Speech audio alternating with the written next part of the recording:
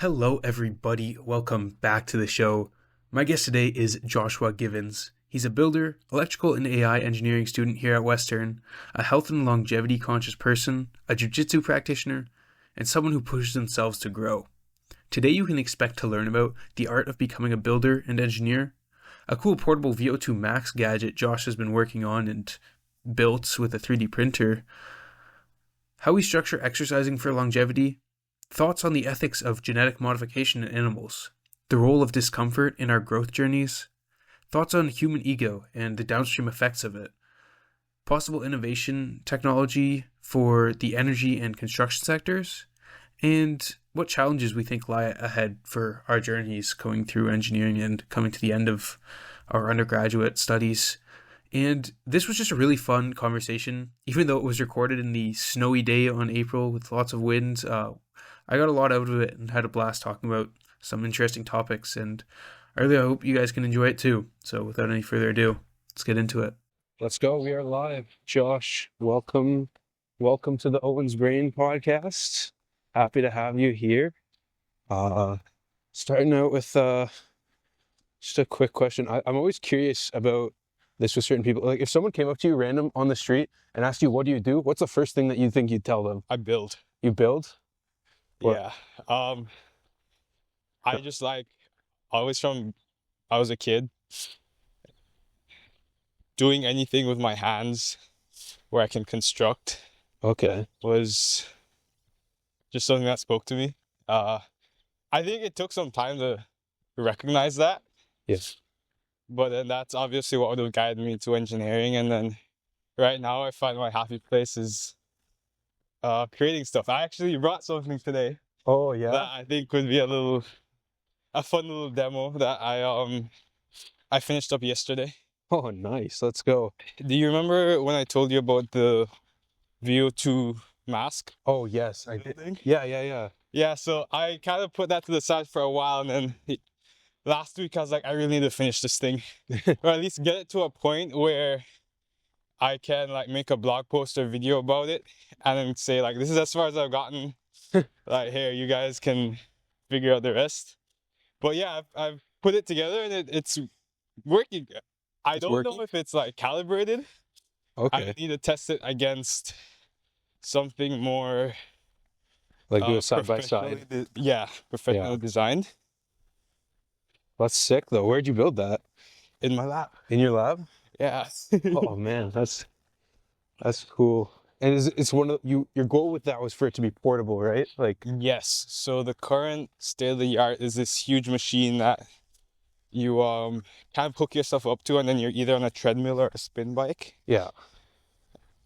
And I saw this blog post a couple of years ago where this guy just 3D printed it, and he has two sensors, a oxygen sensor and a differential pressure unit. Yeah. And with just those two, you can figure out how much oxygen is being consumed per breath.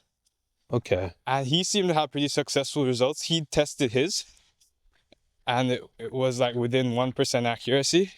Oh, damn.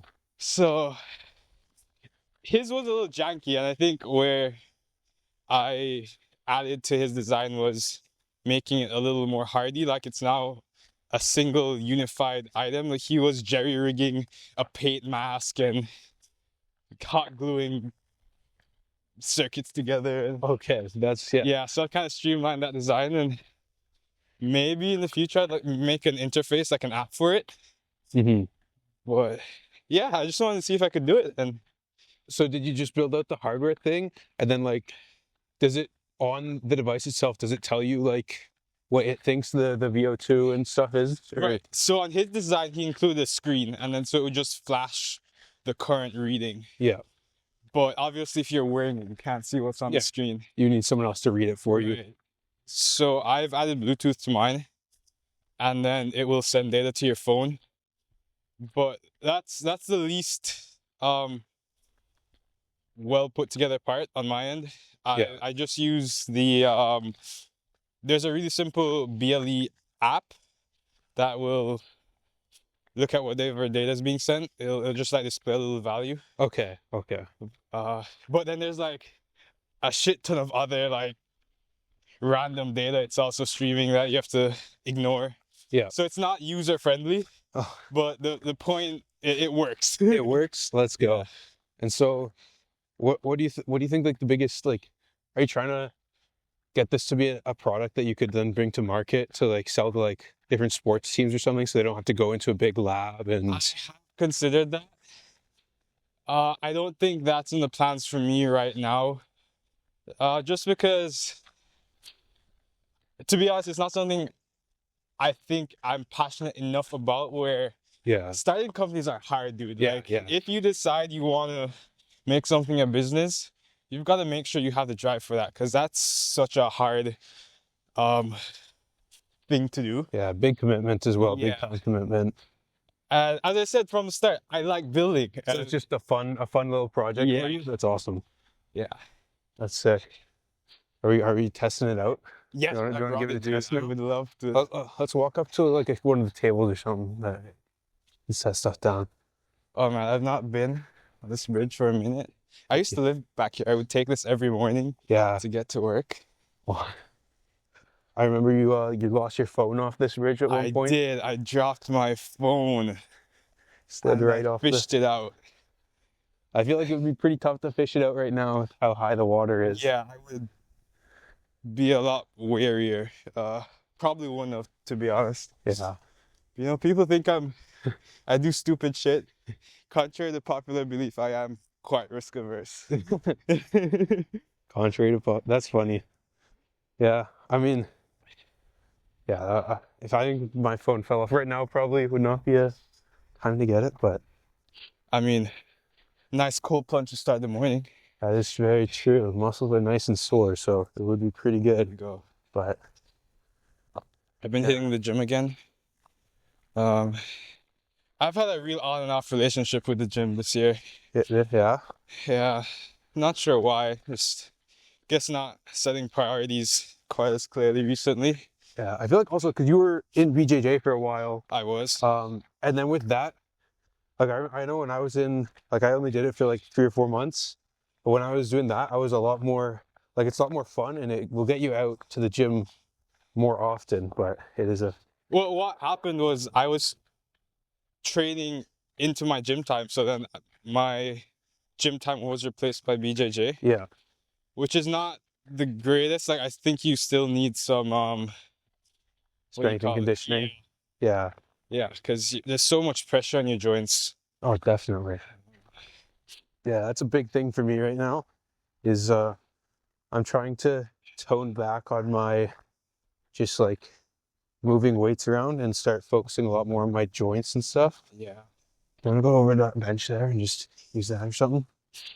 I have a buddy, shout out Amir, and one of the things he stresses at the gym is like dance with the weights, you know, like make it flow. Yeah, don't want to. I have It's more plyometrics than anything else. yeah. It's tough to do plyometrics at a lot of like gyms, like especially the Western gym doesn't have a lot of room for like I know. any plyometric stuff. They don't have any like of those turf places where you can do that. Like they could have like a sled, like sled pulls are a big good thing for your knees and stuff, and some plyometrics so you can do some explosive movements, but it's just a normal weight room. So Yeah. I've been going to the studio recently. the studio, what's that?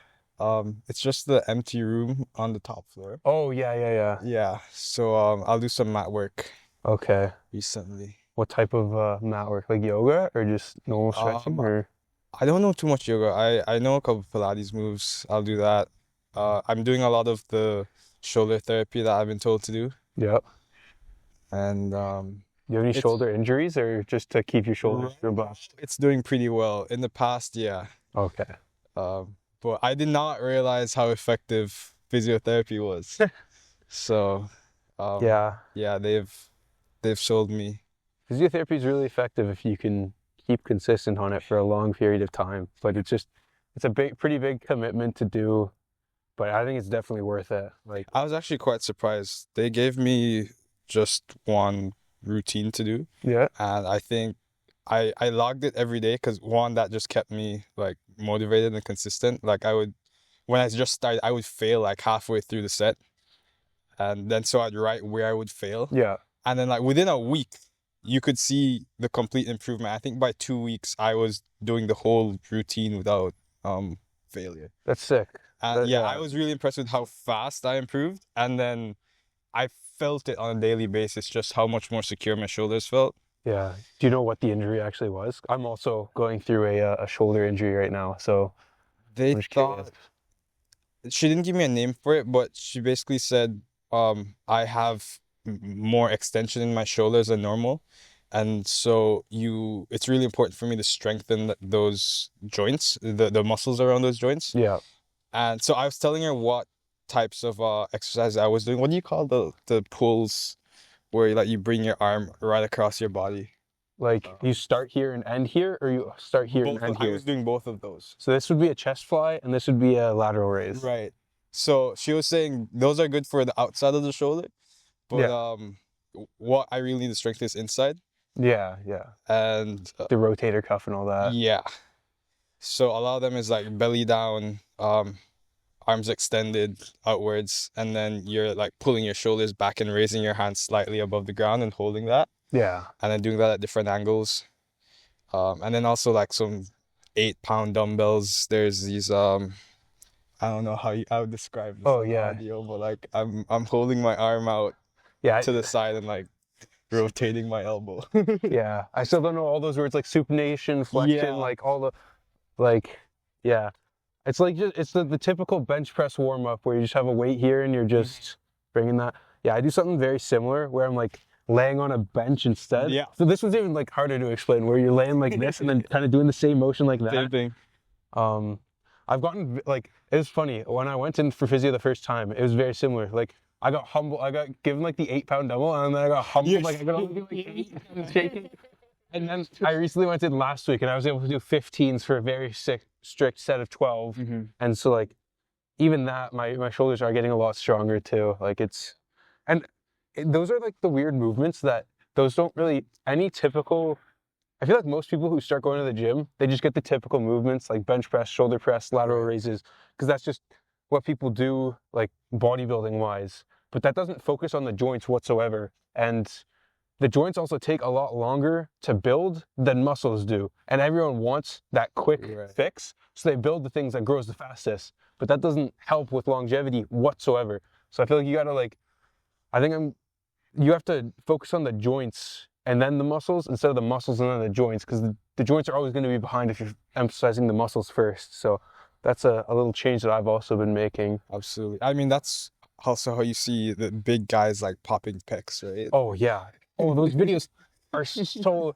Have you ever seen the one where the guy's on the preacher curl and then both the biceps tear at the same time? You just watch them both roll up his arms. I like watching that shit, dude. Yeah, those things come up sometimes and it's just hair. Oh, I started warming up after I started seeing those videos, because I used to just hop right into my stuff. But especially with biceps and chest, like I definitely get into a deep stretch with some weight before I actually start pumping out like some numbers. I don't go beyond 45s. Yeah. Even yesterday I was using 30 pounds. So yeah, I've never been a guy that tries to get big. It's always been strong. Yeah. I feel like that's I can't say the same. For a long time I was just trying to push my numbers up, do that big ego lifting, and then my body has been humbling me into submission. And so now I'm finally turning the corner a little bit into not doing that so much. There you go. Getting more people on my team. I've had both of these knees have torn meniscuses, and then my shoulders also now acting up. You tore both? Yeah. Oh. Because it was just this one from like the big dodgeball incident. Yeah. And then this one has like degraded over time, and I got an MRI on it. I went to see a surgeon in Oakville, and he took a look at it, and it's identical tears to both of them. What caused it on the right one? It's because I've got really flat feet, and when your feet rotate in like this, that means if your foot's normally like this, and this is a standard pressure on your knee, when you rotate your feet like that, there's added pressure on this side. So the outside of my knee gets extra like torsion pressure. And so every time I take a step or walk, it like, the grinding is just that much more amplified than what it typically would be. So it just degrades a lot quicker than a normal knee would. And that's how I'm understanding it. And I've been told there's literally no way to fix this and you're guaranteed to get arthritis at some point. Yikes. But I'm still doing like probably once or twice a week, like a special knee day where it's just knee rehab exercises and focusing on strengthening the tibialis, the calf, just all the muscles around the knee. Because you can't really, like, a meniscus is just the layer in between your joint. So there's nothing to strengthen there. It's literally just strengthen stuff around it and hope that it can relieve some of the pressure. Well, hey, I disagree with the fact that where the guy was like, oh, there's no fix. Yeah. So much cool shit is being invented right now, like between the stem cells, and in like 20 years they're gonna inject you with some nanobots that are just gonna go fix that shit for you. Yeah. Reshape your kneecap. Without even, like, with most of the surgeons that I've seen, I've had to like ask them about stem cells particularly, and every single one of them has said there's no science to back it. And this one, even without me prompting him, just went right to there's no science backing stem cells. And this guy's like a very trustworthy guy in the field. He's he like does the Toronto Argonauts and the Toronto FC. He's like their knee surgeon, and that's what he told me. He's like, we can kind of treat inflammation, but other than that, you're kind of out of luck, and you just have to focus on strengthening it. You can't squat and you can't run. That's what I was told. Wow. Which I'm just trying to outwork that, but it's well, clearly I have no what do you call, like, certification to like state these things. But what I have like been witnessing recently is how when new technologies come about, there's a real pushback right up until all of a sudden everyone then agrees that, okay, yeah, this now works. But it takes time to get there. Yeah. Trying to think of a good example right now. Yesterday, did you see they're genetically modifying these like animals and bringing back the direwolves? The direwolves. You saw the direwolves? I saw the woolly mice. Yeah, the woolly mice. You watched the Joe Rogan episode that I saw most of it. Yeah, me too. It's crazy what they're doing with the CRISPR technology. It's kind of terrifying, honestly. Like the company is saying like, we will never do this to humans. We're just doing this for animals. It's for like animal preservation to keep they people. Won't. Yeah, exactly. It's to keep the stuff off the endangered list. But it's like they're opening. It's basically like throwing a live hand grenade. They're like opening Pandora's box and then just throwing it to the world. And it's inevitable people are going to start using technology. Has never not been investigated. Like once we've known it's possible to do. Yeah. So I don't know what to do about that, because there's going to be so much new technology just exploding the next couple of decades. And a lot of it's going to be awesome. And then there's just going to be some messed up people just doing some horrific shit too. Yeah. And it's like, when you can get to I went on a walk on Saturday and had like a big long philosophical debate about like genetically modifying humans, and like, because as soon as the technology exists and group A starts genetically modifying their people and group B is like resistant to it, group A is probably just going to outcompete group B, and group B is going to go extinct. So group B is going to have to be like, oh, because they're doing it, then we have to do it. And then group A is going to be like, because they're doing it again, then we have to do it more. And it's just going to be like an arms race to nothing. Like, I don't know where that plays out in the end, but it's a scary, scary thing, I think, because no one knows the downstream consequences of how it's going to play out. Yeah.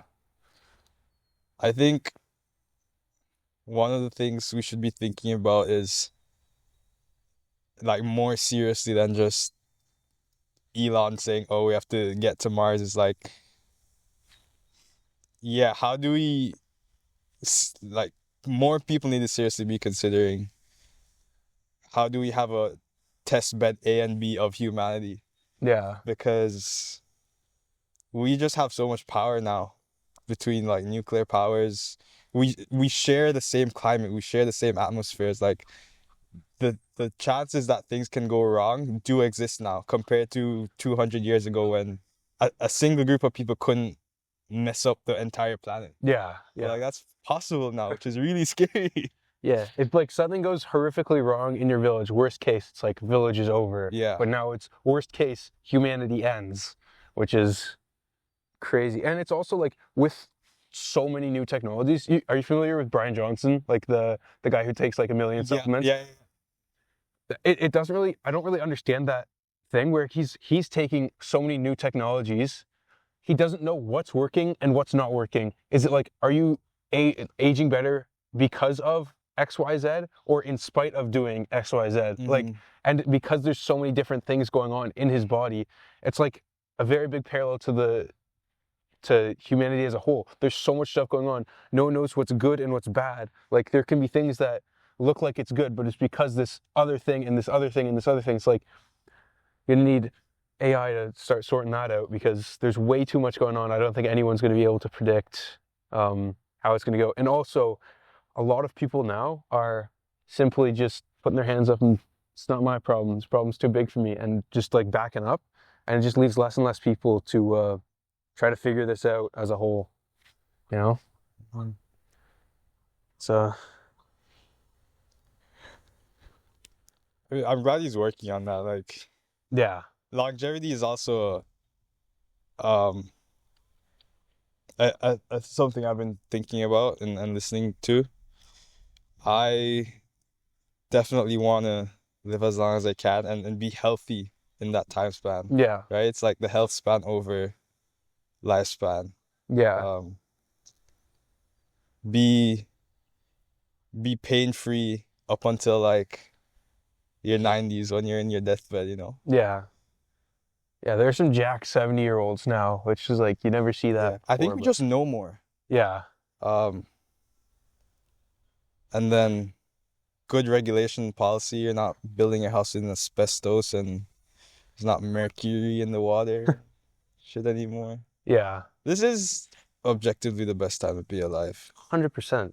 But it's also the time, maybe that's just every single time in history is the least certain time, but it feels like there's so much uncertainty in this time. But that's probably a typical thing. Like, just as you get older and as time goes on, there's just less and less certainty, or there's never certainty. But yeah, I think it is really cool that Brian Johnson is doing all this to try to advance the longevity stuff and get more people looking at it, more people into the research.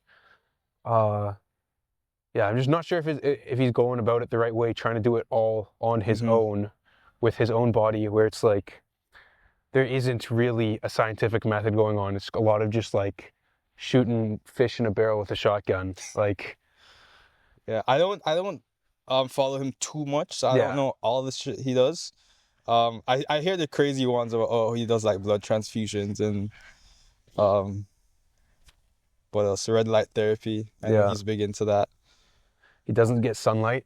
He takes an umbrella everywhere so the sun never hits his skin. Yeah. Which is a questionable one. Yeah, that was questionable. And it's like what you were saying, like you want to have, it's like you have to multiply these together. Time plus also how healthy you are and how much you're doing. That's life. It's not just how long can you live. Like you could live a really long life in solitary confinement and that's not really that's not really a life. But you could live a slightly shorter life and do a lot more and be healthy, and that's a much more fulfilled life. So it's like that balance of how much time versus how much time you're gonna, like how much time you're spending living and how much time you're spending doing stuff that's worth living for. Because with Brian Johnson or someone like that where he spends millions of dollars every year and his day is 100% scheduled out to the T every single day.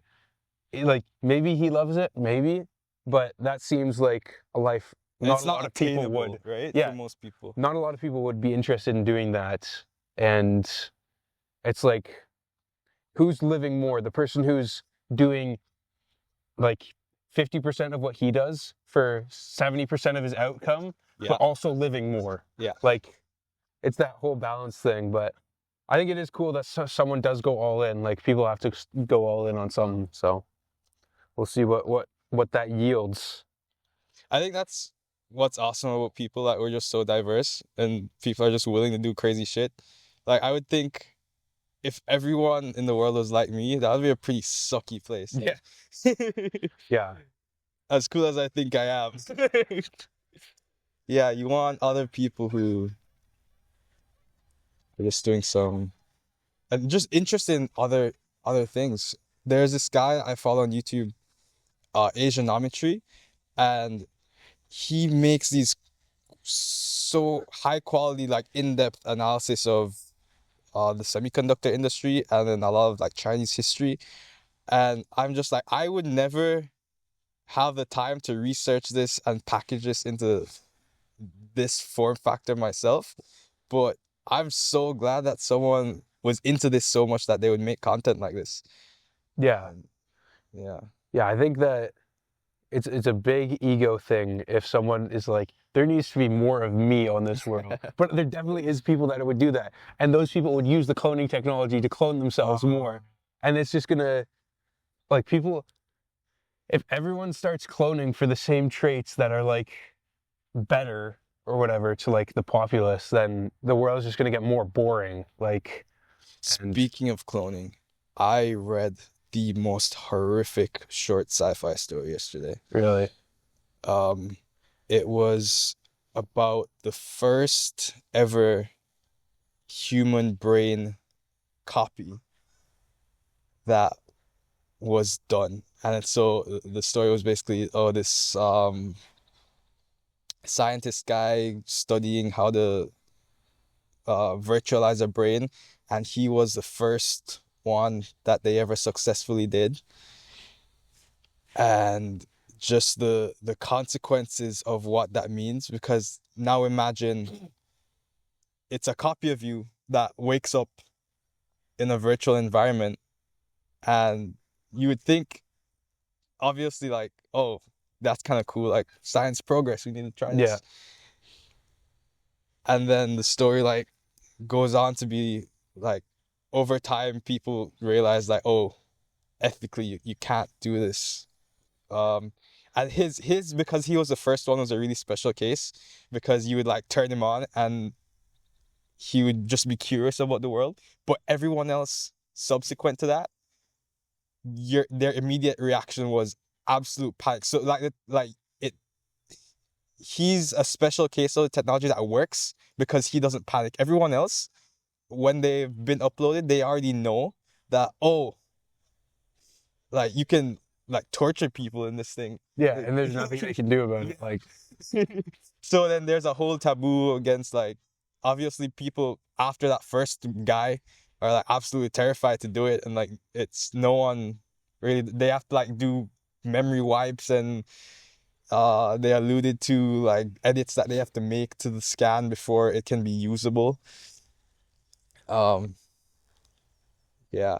Except I was thinking about it a little more, and I think if that played out in real life, I don't think you can have a human mind separate from an environment to put it in.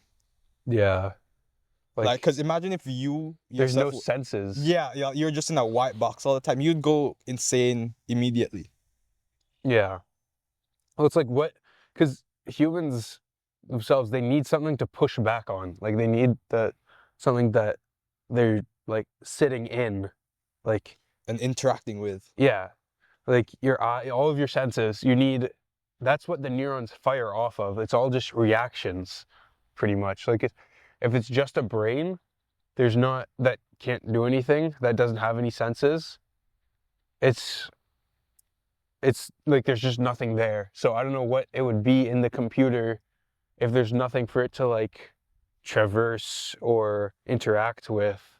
Like maybe in the future there's something that you could put it in to interact with, but fuck that. Yeah. Then they're talking about, oh, you need to give these things the right of self-deletion. Yeah. That's definitely something you would want to put in there, like, Yeah. especially if it's a cloned thing. Like, I think it would need to. The story ends with this guy, he's dying, and like his death wish was that he regrets having ever uploaded himself because he just knows that there's these like suffering versions of him all over the world. Yeah. Yeah, that's dark. I don't know what else could be expected though. Like what's best case scenario about a brain getting cloned? Like I can't see a best case scenario. It's just curiosity. Yeah. Cause maybe you didn't think it was gonna be you, but like no, like it thinks it's you. Yeah. Yeah, it's weird, but like how can it think it's does it remember everything you remembered, or is it just your exact same genetic makeup? Like It's you up till the moment you were copied. that's okay. So imagine you're just like close your eyes now. So And it's then just like wake there'd up be and you two were of me. outside your body, yeah. Okay. It's like you as a physical person would go on, like nothing changes for you. But something else exists that has your memories and your feelings and your fears. And And it's then gonna go down a whole different just trajectory than diverge. you. Okay. Yeah. Yeah, what the heck is the best case scenario of that? Like there is no it affects nothing except for that new duplicate that comes out of it, which People who are afraid of death. but you're still gonna die. There's just gonna be someone else somewhere that's not like I think some people might find that comforting, that there's something close to you that continues propagating. But I something think called that's why we have kids. I was about to say children. Like we don't need all the there's a pretty cool technology that our bodies are capable of in themselves. Like no need for all this cloning stuff. But like you can see where the argument is for like endangered species and stuff that aren't able to like that have been wiped out by something that's out of their control. It's like you want to bring it back, but at the same time there's something like 90 or 95% of every living thing that's ever been on the earth, like species wise, has been wiped out and is now extinct. And that's just the reality of natural selection. Like, do we as humans need to bear the responsibility of making sure that everything all the time has come back to what it was? Or is the growth and evolution of the world something that was supposed to happen and now we're just toying with it because we can, not because it's good? Well, I have a question for you. If natural selection, like natural processes, start moving towards a world of fewer human beings and underpopulation,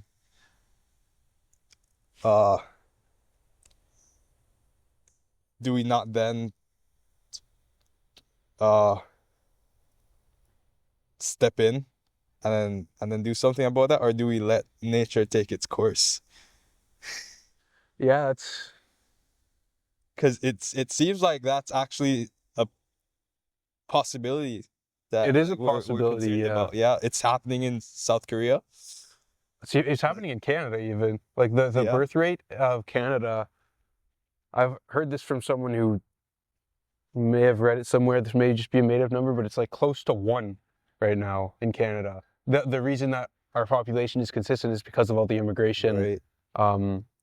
And it's just an illusion that we have a population that's growing, but it's really getting older and there's less young people. And then it gets to the point where the young people have to spend a lot more resources looking after the old and can't focus as much on new stuff for the young. And I think it's going to turn around though. I think that was one generation of people who, like, this is the generation after the war. So the parents are the people that were in World War II and dealing with all that. And I feel like after going through a war and then starting a family, I don't think you're going to be the best father or mother to your kids. Like, you've just gone through a lot, and it's like the downstream effects from that are 3 generations from now that people aren't going to want to be having kids. Maybe it's something else in society, but I think that's a major factor. And I think that now people are starting to turn around and realize we've gone down this path, and it was not, a lot of people, like, we are at the most unhappy and most anxious out of everyone, like, out of, like, reported, I think, ever, and people are going to be craving change, and maybe this is just an optimism, but I think there's going to be a change back towards a lot of family-oriented societies, and people are going to, like, put more value. Like, there was a long time where people would not put a lot of value on mothers, where it'd be like, you're not in your career, really? Like, they'd be like, that setback. Like, there was someone, you know who Andrew Schultz is? Yeah.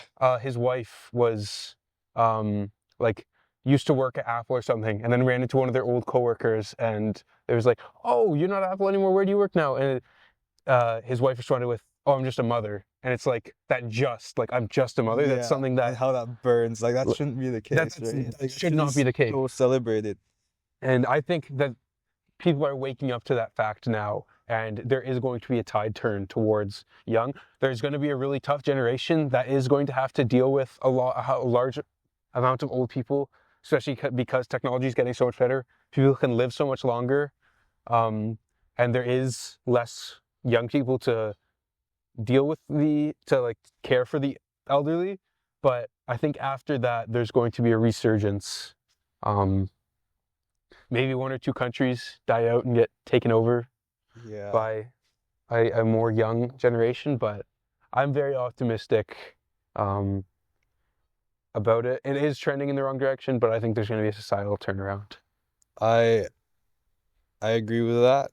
I would also say, having talked to a lot of my female friends too, it's like, I think the expectations for I think both men and women right now are, but I think particularly women,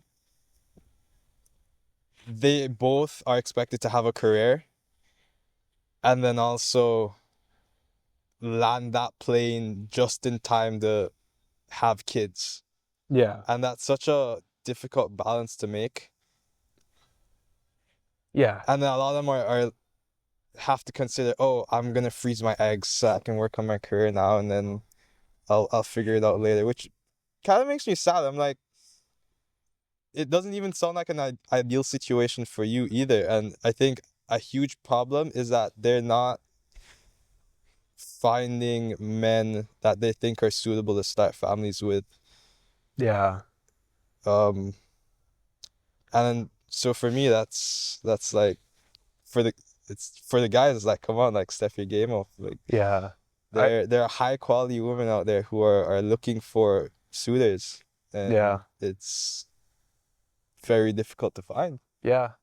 I think it makes sense. Like, everything is turning into everything. It's not like people have their specific roles so much anymore. It's like everything needs to be done together. Like, 2 incomes, 2 parents, 2 everything. Whereas, like, traditionally it's one person takes this role, the other person takes this role, so that you can be better at your specific. The more focused you are, the better you are going to be at something. So if someone's trying to be a mother, a wife, a person working on their career, and taking so many of these roles on for themselves, it's a lot harder than if one person's one thing, the other person's something else, and you can have a lot more focus on it. But at the same time, yeah, it's the prospect of a single income is very ambitious for these times, with housing prices, with prices of groceries and all that. Yeah. An interesting thing I heard about why the population boomed so much after the war and why that generation was so big is because all the guys coming back from the war, they literally just went through a war. And that is something that would prove, like, just mentally to a female in general, that, okay, you're capable of making it through a war, you're capable of taking care of me. Right. Like, there's less opportunity for guys to, like, prove themselves. That. Yeah. And a lot of people don't go out of the way to put themselves under so much stress that they actually need to truly prove themselves. Like, especially in this world where it's the world of comfort, like those people in the war, they were thrust upon it. Not a lot of people volunteered, like maybe they volunteered, but a lot of them were conscripted and just had to go and had to deal with it and then come back, and they got put through it. They didn't put themselves through it so much as what the environment was. And now the environment is all comfort and no one really wants to get up off their ass. No one really wants to put in the work. No one really wants to go to the gym. It's so much easier to just sit down and be on your computer that's designed to make you just sit there forever and ever.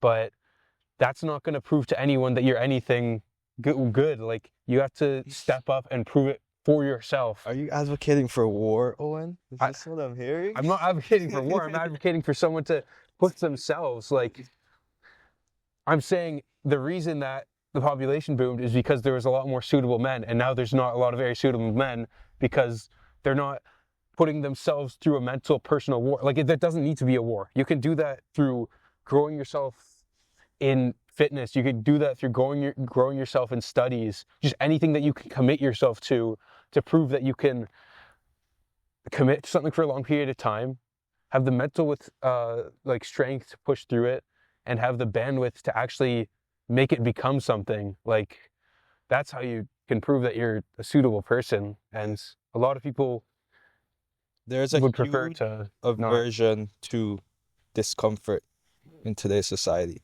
yeah. because it's just so easy to avoid it. Yeah. And the first taste of discomfort is always going to be, of course, uncomfortable. And naturally, your body is trying to avoid discomfort. That's what your body optimizes for. And it's your brain that has to take yourself out of that and realize discomfort equals growth. Yeah. Yeah.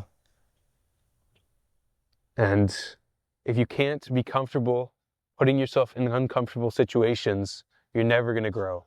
And it's hard. It's like you've done the cool plunge at Hunters, right? And Yeah. does anyone ever ask you the second time that you do it, does it get any easier? It never gets It easier. never gets easier. People think it's going to get easier, but you're just more comfortable with being uncomfortable. The uncomfort level is the same, but you're just mentally more comfortable with the idea of being uncomfortable. Yeah. And then I would say once you start doing it consistently, you learn to love that feeling of overcoming the discomfort. Like, that to go against that friction feels good in itself. Yeah. And then it gets even more uncomfortable if you had the opportunity to do it and then you didn't. Yeah. The discomfort, like that. Oh, he's such a bitch. Dude, You do it. I had a actually huge like mental block I had to figure out over the winter because I was doing the plunges in my shower instead. Yeah. So I would just take the cold showers, but like it was January, so it was cold. Yeah.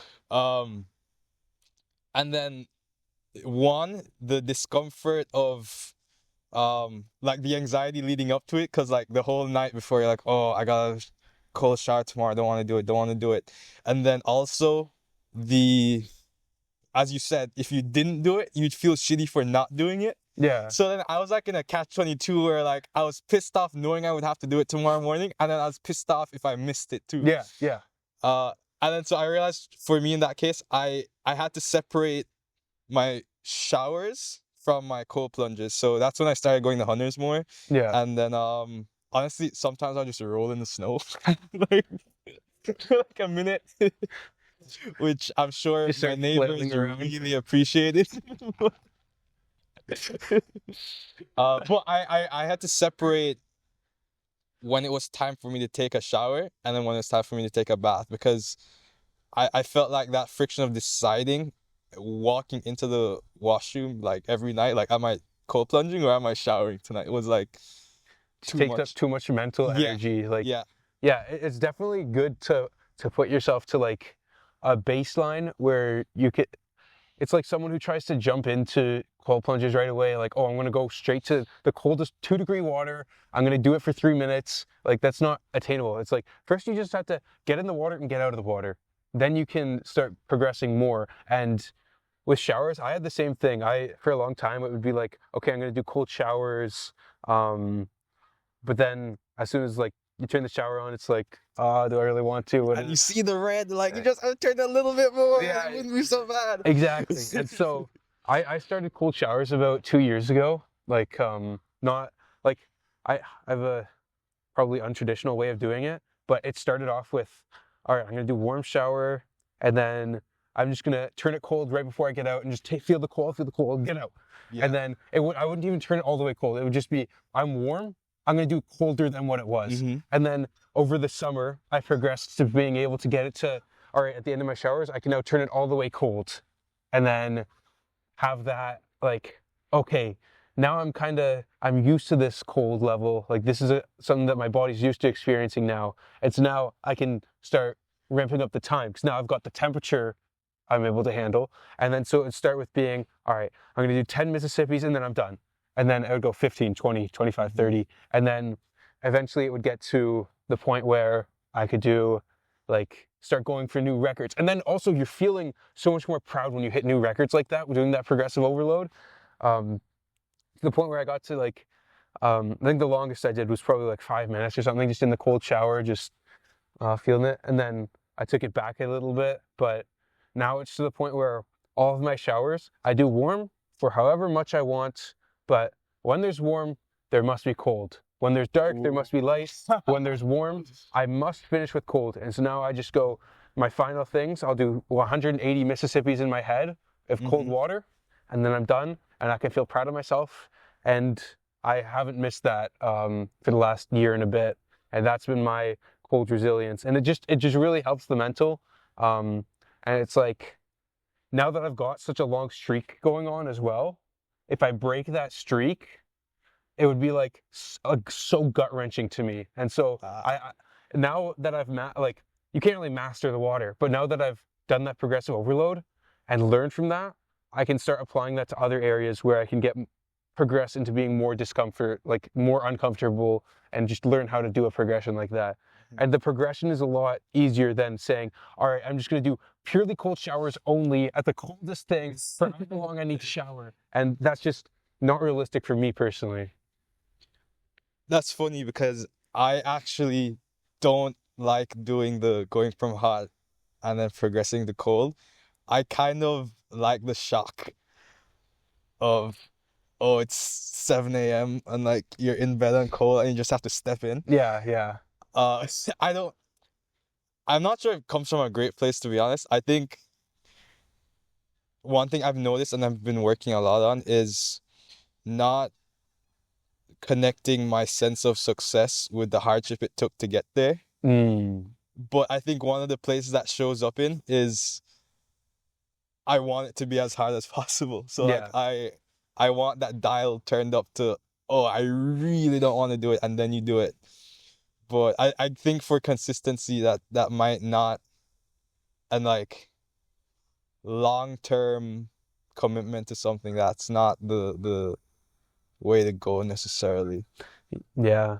I think it's all about what it is and what you're willing to put yourself through. Like, I know for me, a lot of the times when I'm trying to start new habits or do something more difficult, it's like, okay, I can just purely use my mental strength for about a month or two, where it's like 8 weeks later, and then you miss a day, you get back on it, and then you miss 2 days, and you kind of start getting back on it, and then you miss 3 days, and it starts just kind of like fizzling out after a certain point, because you can't mentally, it just takes too much of that mental strength. Like your brain only has so much like resolve to put yourself through hardship.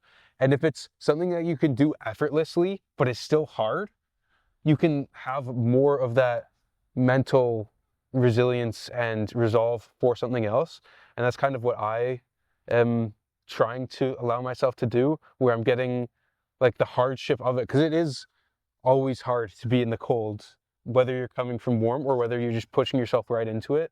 Like either way, you're pushing yourself into it. Like there is that feeling of the water's cold right away, I'm not even wet, like I have to do this whole thing just cold and it's gonna suck. Like that is the harder thing to do, but it is also hard to be in a steaming hot shower and then have that pure contrast where you may have even been warmer than you were when you first got in the shower, and then you have to put yourself to the cold, and Do you dial it slowly and like, or do you just flip No, it it's straight? instant. It's instant. Ooh, okay. Yeah. That goose is getting real close to us. I think he came to say hi. Just came to drop by. She had some. Will you feed the geese? Ooh. I don't know if I've ever fed. I probably have. I used to trick them, just like put my hand out and they come up to you. You're not supposed to, eh? Like, are there signs? And like, don't feed the geese. I don't know. I see people feeding them bread all the time, I think, but yeah, probably not. Think this is. You bet this is the last snowfall. I bet like the last 3 snowfalls for the last snowfall, I'm gonna be honest. So I don't know. I would assume so, but it is gonna get back into the negatives sometime next week as well. Oh, Not man. like probably like -1 or 2. So I don't know if it's gonna precipitate during that time, but yeah, Well, I feel like knowing that it's gonna end makes it a lot prettier. Like I feel like I can appreciate it because it's going away. yeah, it is also nice. Like the white snow on everything. It is a very nice thing, but I'm ready for stuff to start blooming again too. Oh, yeah. Like, it's a pretty nice park. Can't lie. Yeah, after school, I used to live across the river Yeah. and just walk along the shore. And I don't have a habit like that in my life anymore, where it's just a place of silence and just go relax and be out in nature and just let yourself kind of ruminate. Yeah, I think that's really important. definitely. Something to add back into my life. I am very excited for this summer. I'm gonna be outdoors a lot. I'm gonna be in Montreal. Yeah. I think we've You told me spoken that, about yeah. that. Yeah. I've never been to Montreal. Have you been there Please before? come visit. Yeah. So I went in to ski at Mount Sutton, Okay. and then I saw one of my friends, and he's looking for a machinist for his factory. So he was like, "Yeah, pull up. You can stay with me, and we'll work on some projects together in the summer." Oh, sick. So that's what I'll be doing. But he's also a huge outdoors guy. So we're gonna be doing tons of camping trips. Okay. And yeah, we got some space. So Nice. pull up. Okay. I always forget where you're from. Oakville. So it's just right outside Right. of Toronto. Okay. Wait, so how did you know Matt before? No, we lived in Saugeen together. Oh, that's what you meant. So Okay. I met him. He was the floor below me, and we were both in engineering. So Right. did a lot of projects together. Yeah, dude, if you made the trek up, I've got a Yeah. room for you. Or I might be coming back once or twice, so I can give you a ride. Okay. Yeah. Yeah. That would be fun. Especially like, I feel like the Quebec outdoors is very similar to It like is Northern Ontario. And gorgeous. it's really pretty in the summer. I was always big into like camping and going up to cottages and doing hikes and all that. Up like nothing too intense because there's nothing too intense in Ontario, but Mhm. going up to like the Algonquin area is always really cool to see the wildlife there. Like even in London, it's so enjoyable to go on like these walks and sitting out in nature. Like I did one of these walks with Matt in the fall, and we saw 2 deer, an otter, like a hawk. On the bridge there, I saw a bald eagle. What? With We my have girlfriend. those here? Yeah, we've got bald eagles. I went to catch a fish in the Thames. Yo. And it was just so cool to see. Like, I'm in London and I could have just been sitting in my computer doing grunt work all day, but I came out to the park and I got to see something cool. And it's always nice to have that time where you can just sit and be quiet, especially because life is so busy and loud in your head. It's super Yeah. nice to have these times where you can just sit and not worry too much because And you have to make an effort to do it. At Yeah. least I find so, yeah, 'cause definitely. your automatic response is, oh, to look at the list of 10 things you gotta do. Yeah. Or instantly throw an AirPod in and start listening to a podcast. to. Like I'll even find myself on a walk home from school, like where I've got my AirPods in. I'm like, what am I doing? I could be like appreciating this and just like, Yeah. Sometimes I you just don't gotta need to be raw listening dog to- life, you know? yeah. No Sometimes you AirPods. just gotta raw dog life. I love that. That's very true. That's very true. Yeah.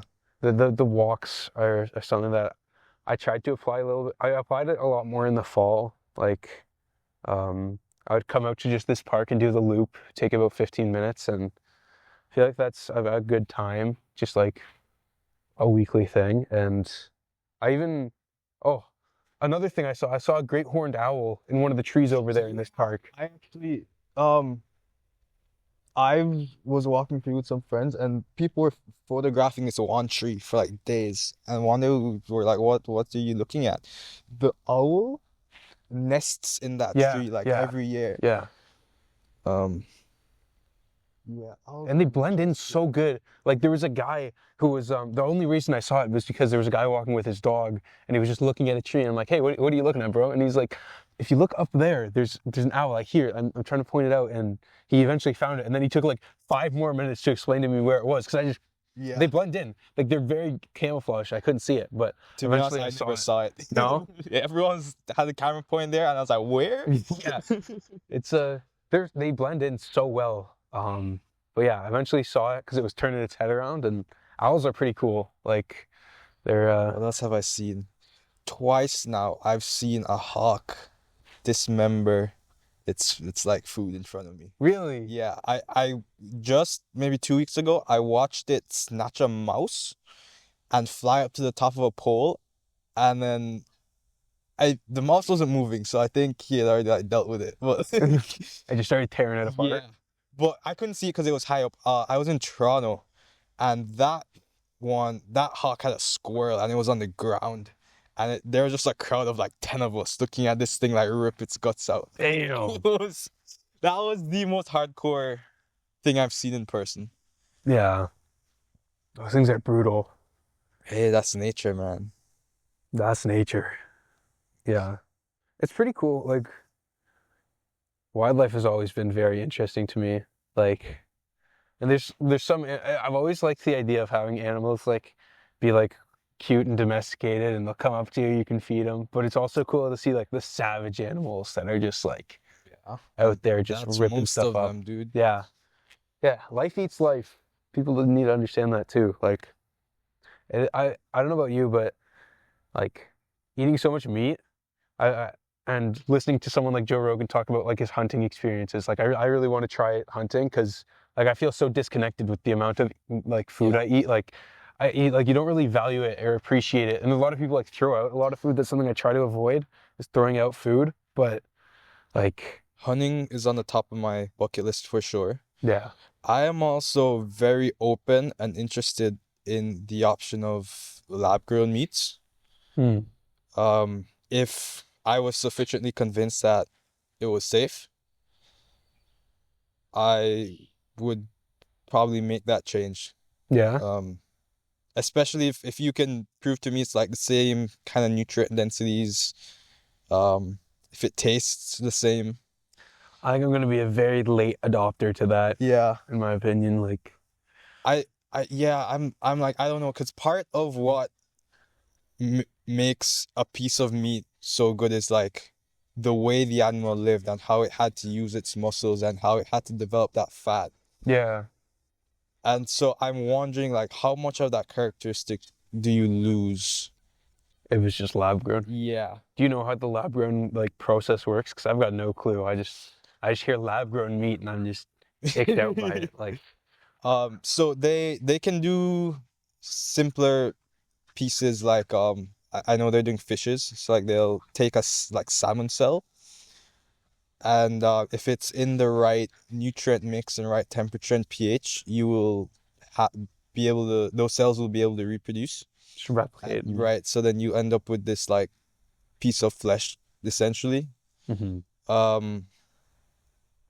I think for items like fish, it's a little easier because typically we eat the fillet anyways. But I imagine, I don't know how you do like chicken leg, Yeah. right? I don't think you could. I think you could like maybe do chicken breasts, like, but it would be a weird shape, and they'd probably cut it into like the shape that a normal chicken breast is, and like the striations of like a beef leg is like you can kind of see like if it's a flank cut how the striations are. If it's like a ribeye, like I don't know how they would. Like it would just be like almost look like ground beef in my eyes, and I think some of the texture they'll be able to match with like that. You can grow like the sinew and you can have like a fibered mesh that it then grows on, and then so it will like match the shape, like so you can get it to look like meat.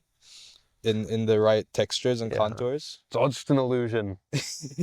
I'm not sure if I would be able to get past it. Out loud does Yeah. make me a little uncomfortable. Like, that's a lot of effort just to replicate something. Yeah. And it's not like we can feed everything in the world lab-grown meat. Like, the animals are going to be animals, and we are animals, like, through and through. So I think...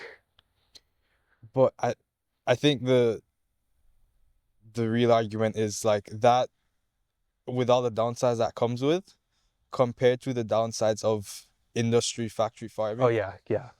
Like, I would choose my own, like, if I hunted my meat, I would choose that over anything else. Yeah. But if given the option of, okay, there are a few downsides with this lab grown but the other alternative is these pig farms where the pigs are in a box their entire lives. And they have like anti-whistleblower laws of those. Like you can't videotape in those like houses because it's just so horrific that people are protesting way too much. Because it is, like, I don't know about you, but when I was in like elementary school, they would be showing us videos of like factory farms and how like crazy horrendous the animals are treated. Like, they are not treated like life whatsoever. They are just treated like a commodity, and the people that work there just do not give a fuck. Like, they just maximize profits and don't care how the animal feels. You can't, huh? Because it's your job, it's your livelihood. You can't just have to turn that part off. Yeah. Or do you think they just hire psychopaths? I don't know. I feel like it's one of those things where they've probably, the people who started it with like good intentions, but then like they got yelled at by their boss, so they have to ramp things up, and then they start yelling at other people, and then it just turns into a toxic environment where like it's like a rotten like police thing from like the 60s or 70s where everyone was just like on the take from the mob and all that. It's like when a new police officer comes in that's like, oh, I'm going to change this, I'm going to be the good one. Yeah. Like, they just get corrupted by the environment and systems that they are in. And I feel like that's a lot of people now in a factory farming system. No one goes in and is like, I'm going to go abuse some fucking cows today. It's like, you're a hurting person in a corrupted and toxic environment. It's not like it's inevitable, but the entire country of Germany turned into Nazis. Right. And it's not like everyone is... Right. Like, on an individual basis, people can be well-intentioned and good actors, but you can see how in a system that can be flipped. Like, people within the system don't even recognize that. Yeah. I think that's one of the disadvantages of like it's one of the sad things about human nature. Yeah. Where I don't think what conversation was this? Someone was talking about like, do we think we can... Oh, I remember, it was Palmer Luckey. Oh my God. Do you know who Palmer Luckey is?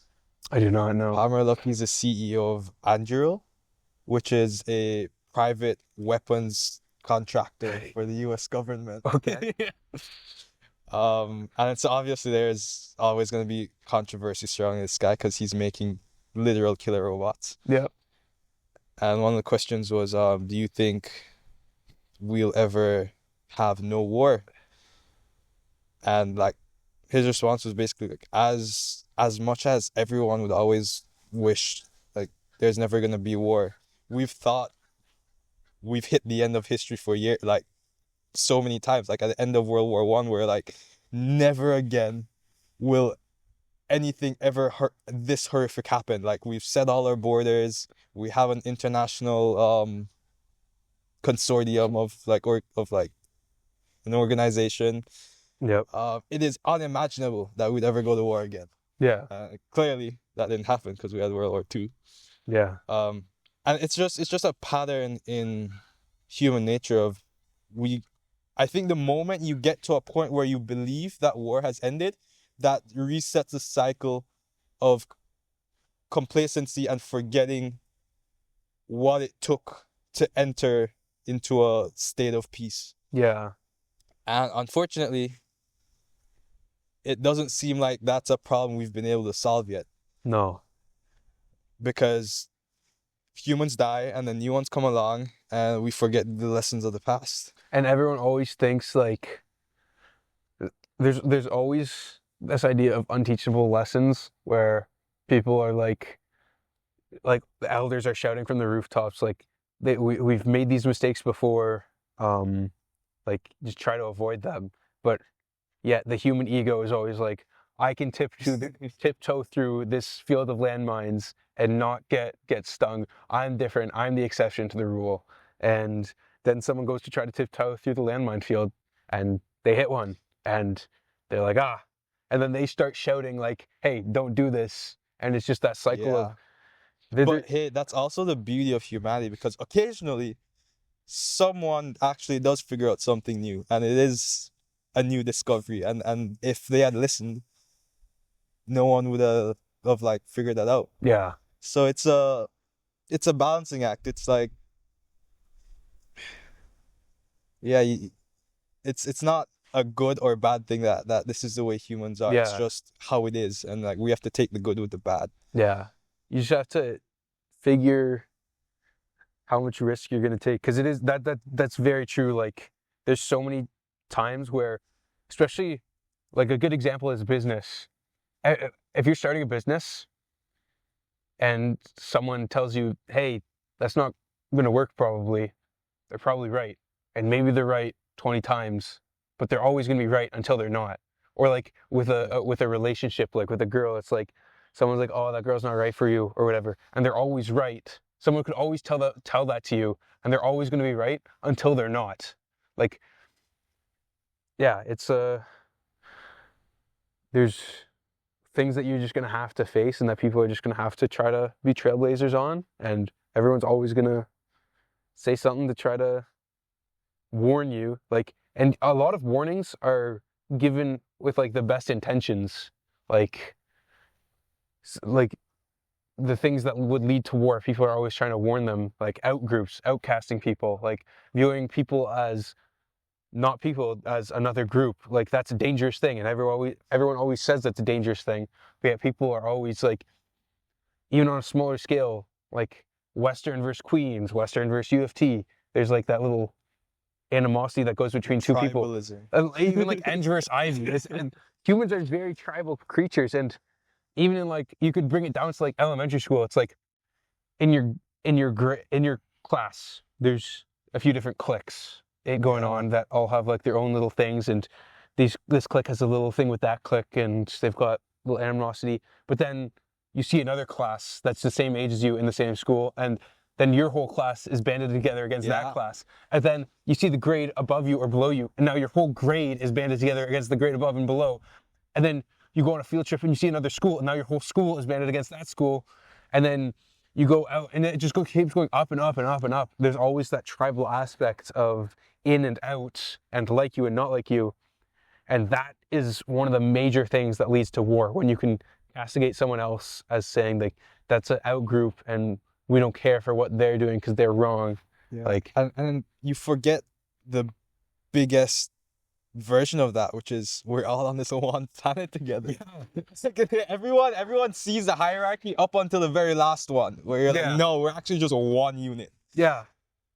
I was asking someone the other day, he who wants to like, he's got a very broad goal of like global unification, and I was like, if you want to unify the world, do you not think that there would need to be some sort of alien race out there that we could cast as our out group, so we could band the world together against the aliens? Like, is that what it takes to make the world come together? And it's that would be an interesting and funny thing, that's what is required to bring the world together, is discovering an alien thing that as a threat. Like, even, of course, we weren't alive for 9/11, but everyone in the US talks about how once 9/11 happened, there was like that week of unity or whatever, where it doesn't matter who you are. There's an out group that we have to band together against, and the number one unifier is also the number one divider. And it's the human condition that I don't know how we can get past it. Yeah, it's a little sad that that's what it would take, right? Either an alien or a terrorist attack. Yeah. Yeah. Because both are terrifying, and when you're scared, you come together.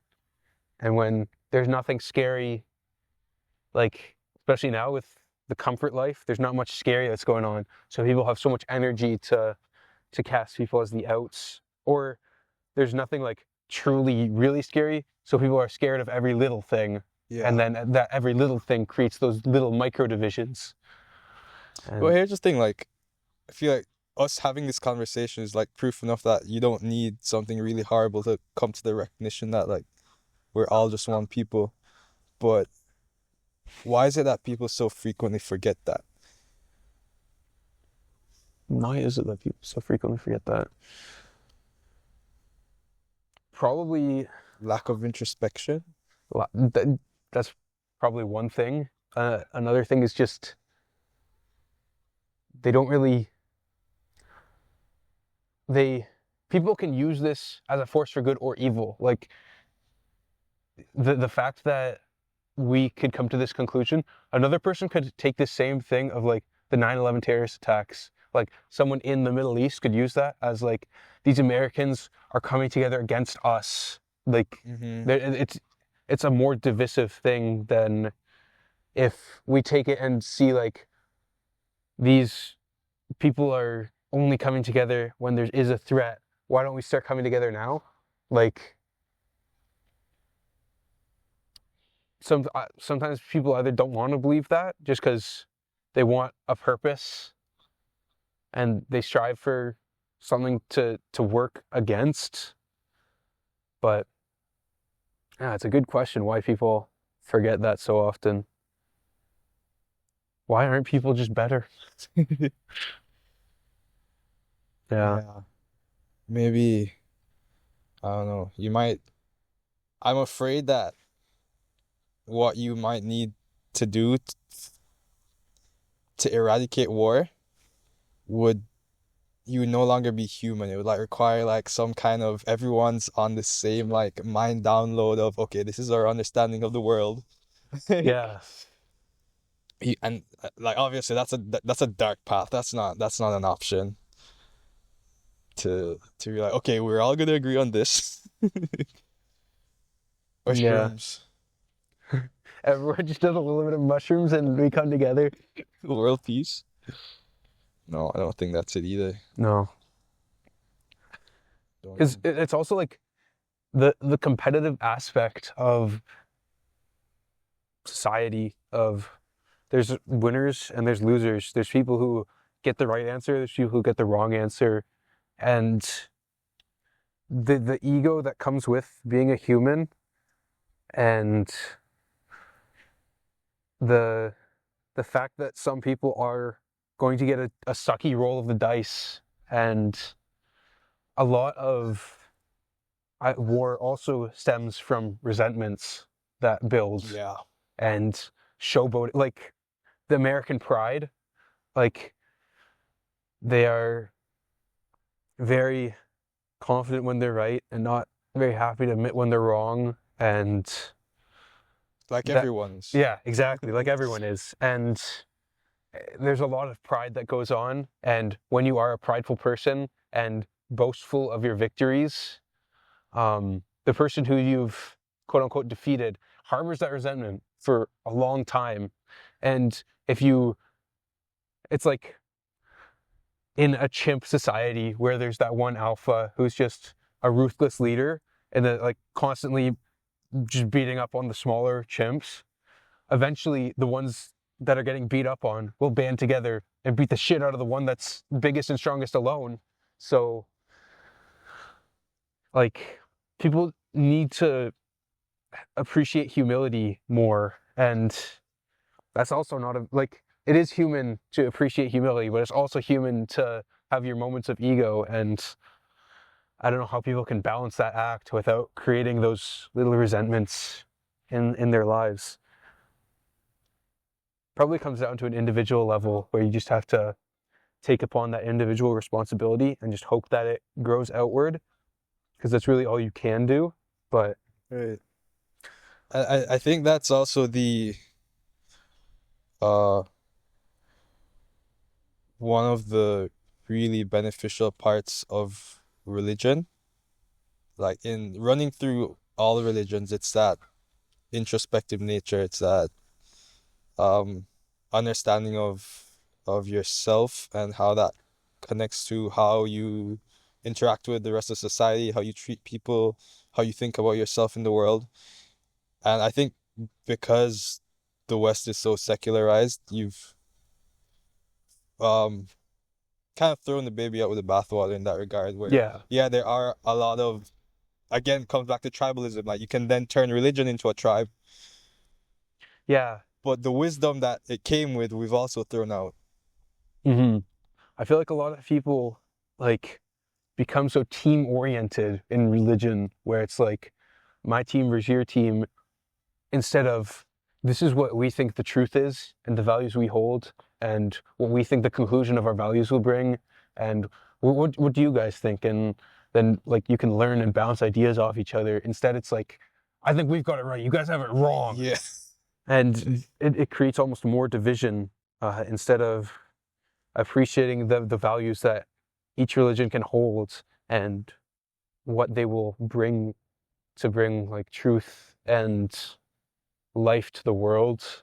Instead, it's just spent arguing over close to meaningless things, and like almost all of the lessons that you can like they're just the lessons that are passed down from the past generations, and everyone thinks that their ancestors are correct because they're their ancestors, instead of like really trying to figure out how we can set our beliefs and values up to have less ego, be more humble, pursue the truth, be competitive in a good nature. Like, a good-natured competitiveness is so beautiful because it yields the best results, but also like has that level of respect to it. Like, thank you for competing against me. You really brought the best out of me, and I hope that I could help to bring the best out of you and help you find your shortcomings. I found my shortcomings, and then we can compete again in the future and grow even more and get even better. And like, the evolution of sports in that respect is really cool to see as well.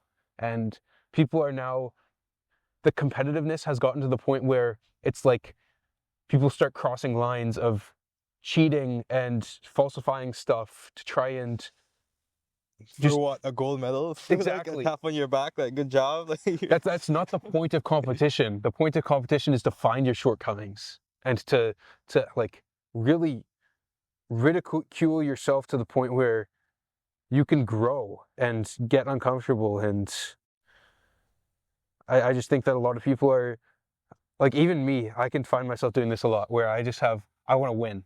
I don't want to learn. I don't want to grow. What's the fun in that? I want that feeling of winning. And yeah, I feel like people can definitely start learning to, but yeah. you want to keep walking? Yeah, sure. It's getting a little cold here. We sat down to look at the thing, and we just had Okay, here, a we'll do nice that. We can walk and do that. Here, Yeah. so you can hold it. Okay. You can, I don't know, try to give a description of what it is. Okay. I'll describe what I'm seeing. All right. I'm guessing this is a It looks like mouthful. a bomb, basically. It does kind of look like looks like something. Kind of like a bomb. Well, it just looks like a bomb because there's just exposed wires. But Yeah, so it works. Basically the next version, I just want it to be like not have wires sticking out everywhere. It's gonna have a cover. like a cap on this top. Yeah, I feel like that would be good. And then you kind of like, is it then gonna just strap around where you can just hold it on? Holes for strings. I actually printed the strap to go around the back of your head, and it didn't come out that great this morning. So Okay, so we got the 3D. I'm just gonna try to explain this to the. One of the biggest feedbacks that I've gotten is because I do this podcast on walks and outdoors a lot. I don't set up a camera with it, and so like, it's been Matt and I walking through like this park, and we start like talking about a bridge that we see, but it just makes absolutely no sense to the listener. So I gotta start like setting up like one of those 3D GoPro cameras on my head or something to give people the full thing. But okay, we got a large mouth hole that goes over your nose and I'm guessing chin, like this. yeah. And then We got a big red case on the back to give it some structural integrity that also houses the computerized components of it. And with hey, I'll the sensors. probably have a picture of this on my X feed at some point. So Oh yeah, shout out anything that shout out my ex Giga Givans. Let's go. All right. Give me a follow. You can see what I'm working on. shout out that LinkedIn, shout out that Nah. No? Just Oh, my yeah. ex. just the X. Well, yeah, it's a. And then there's basically just, if you turn it around, a bunch of wires and a button and a battery. Is that a battery? That's a battery. Yep. LiPo, 1000 milliamps. That, yeah, it looks like if I threw this in a crowd, they would run. But No, it's harmless. Yeah. But there's a button on the back underneath. If you give that a press, that turns it okay, on. And then I should see it come up in my NRF scanner. It says VO2 tracker. You can connect to that. like my Apple Watch says it has a VO2 thing, but I don't trust that. Like I don't know how an Apple Watch can give VO2.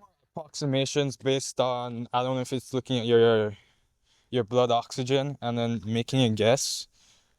But you can imagine, even if it's doing some estimation of blood oxygen, the state of your blood's changing a lot slower than a more direct reading of, because this thing's literally measuring how much air you just breathed out and how much oxygen was subtracted from the ambient air.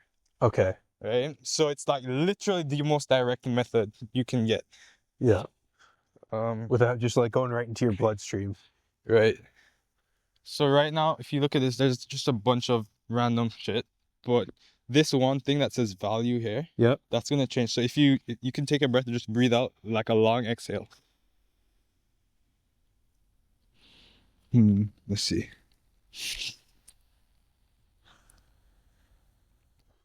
Oh, okay, I'll start hyperventilating over here so I can.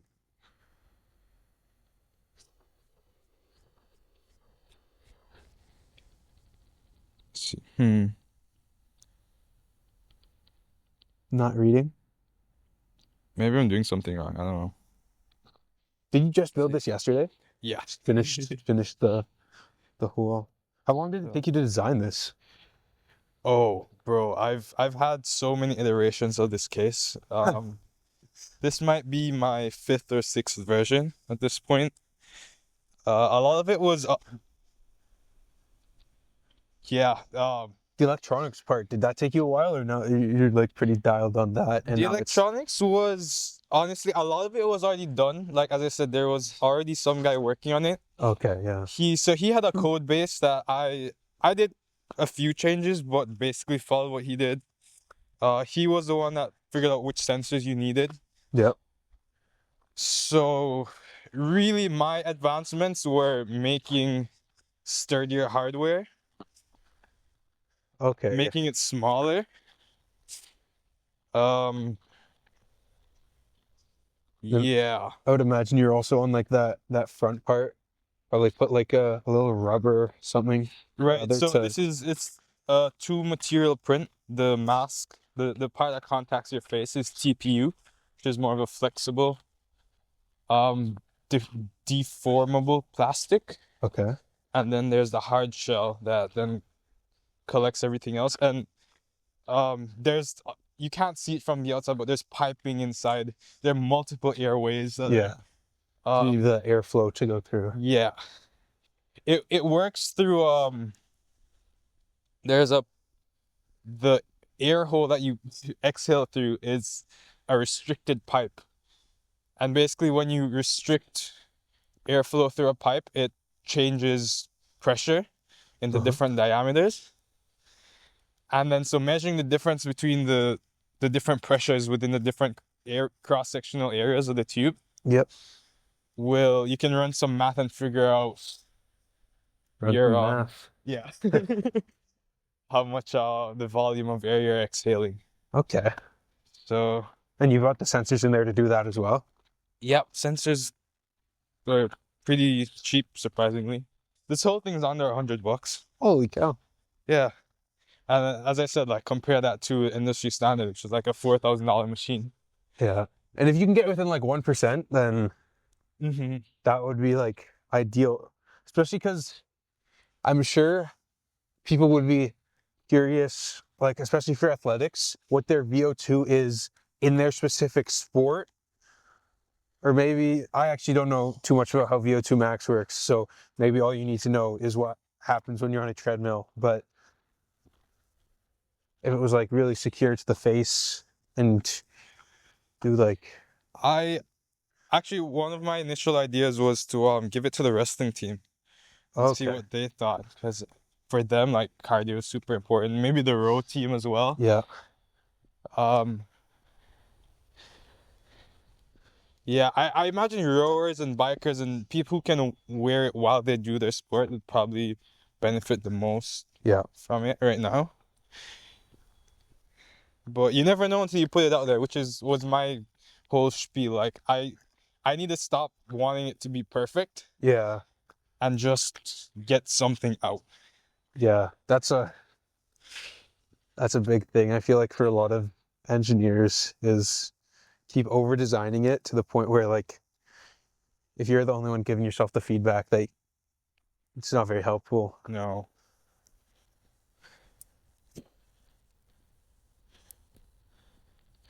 So I'm still working on this. I would love to See a do a number. demo. Yeah. Yeah, no worries. It's a cool project though. Okay, I'm getting values now. There we go. Oh, nice.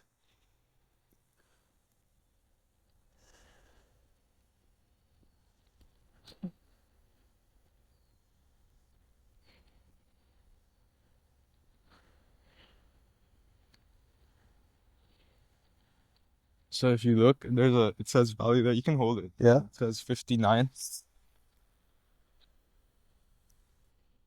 Oh, we got 62.82. 78.2.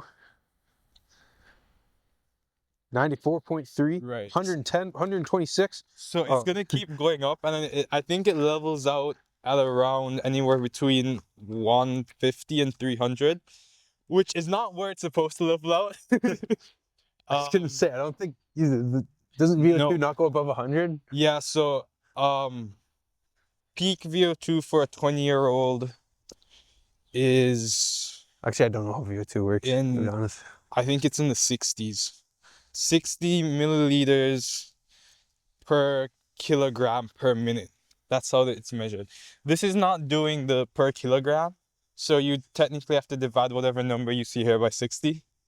Okay. But even then, I don't think it's giving you what it's supposed to. It's fully the right math. Yeah, so there's a bunch of tuning left, but it's working. Okay. That's Yeah. that's the biggest thing. It's working. Yeah. That's huge. You got this stuff going on, and then you can kind of just probably put like a plate cover on the back of it. Right. and- So I have everything designed already. I just didn't print the plate cover because I Yeah. realized it wasn't gonna fit. Okay. The microchip, the next one is like half the size of this current one. Okay. It won't have this huge button there. The wires will be shorter. So More streamlined. yeah. But honestly, I might just make a video on this one. Yeah. Iteration, whatever. Yeah. Document the process. Oh, I can't feel my fingers. Yeah, it's gonna... bloody chilly one today.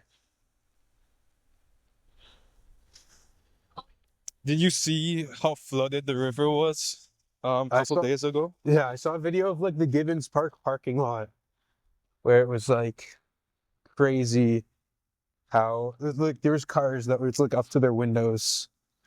Yeah. I went for a run and by the river, and there are these stairs that are supposed to go down to the park. The river came up to the stairs. And then I saw a guy who I just happened to start talking to him. He grew up in London and he's never seen it that high before. Really? So we had something pretty wild last week. Yeah. If you saw the night before, the way it snowed, it was like tiny hail. Yeah, yeah, yeah. I remember that. Yeah. I remember that because I got sprayed by a bus going down Western Road. fuck. Because it was like slush. Yeah. And it wasn't raining in the morning. And I didn't check the weather. So I just wore my normal running shoes. And then it snowed during my lab and came out and it was just like slush on the ground. And had to walk down Western Road to get to the bus stop. And it was a rough one. It was a rough. Hey, you're in Rough civil, right? Yeah. What do you know about underwater foundations? What do I know about underwater foundations? Like, what about them? Do they exist? In what application, if so? And how do you make one? Like, yeah, they'll use them for like piers and kind of anything that's coastline. You have to do it. How exactly they are constructed, I would assume they either depends the scale of it. Like if it's something really big, I would imagine it would be prefabricated parts that are then placed where they need to go. If it's something small, I guess, like you could probably just like kind of apply like a temporary barrier where you can just drain out the water and then put I'm it thinking in. like deep water construction. Oh, like oil rigs and yeah, stuff? like 200 to 2,000 meters. Yeah, I don't know. I think that they would probably use some sort of pump where you just like pump it into the ground, but that's a very niche thing that they have not taught us Yeah, in it's in pretty our niche. normal classes. We're kind of still learning about the concrete when it is under this pressure, it's not going to do well, so you need to add a rebar. And we are not looking into the deep sea oil rig concrete stuff yet. But Well, I'll tell you what I was thinking about it. Do you know how they can store energy through like running a dam backwards, like basically pushing water uphill? yeah, I was thinking something similar with pulling a buoy underwater.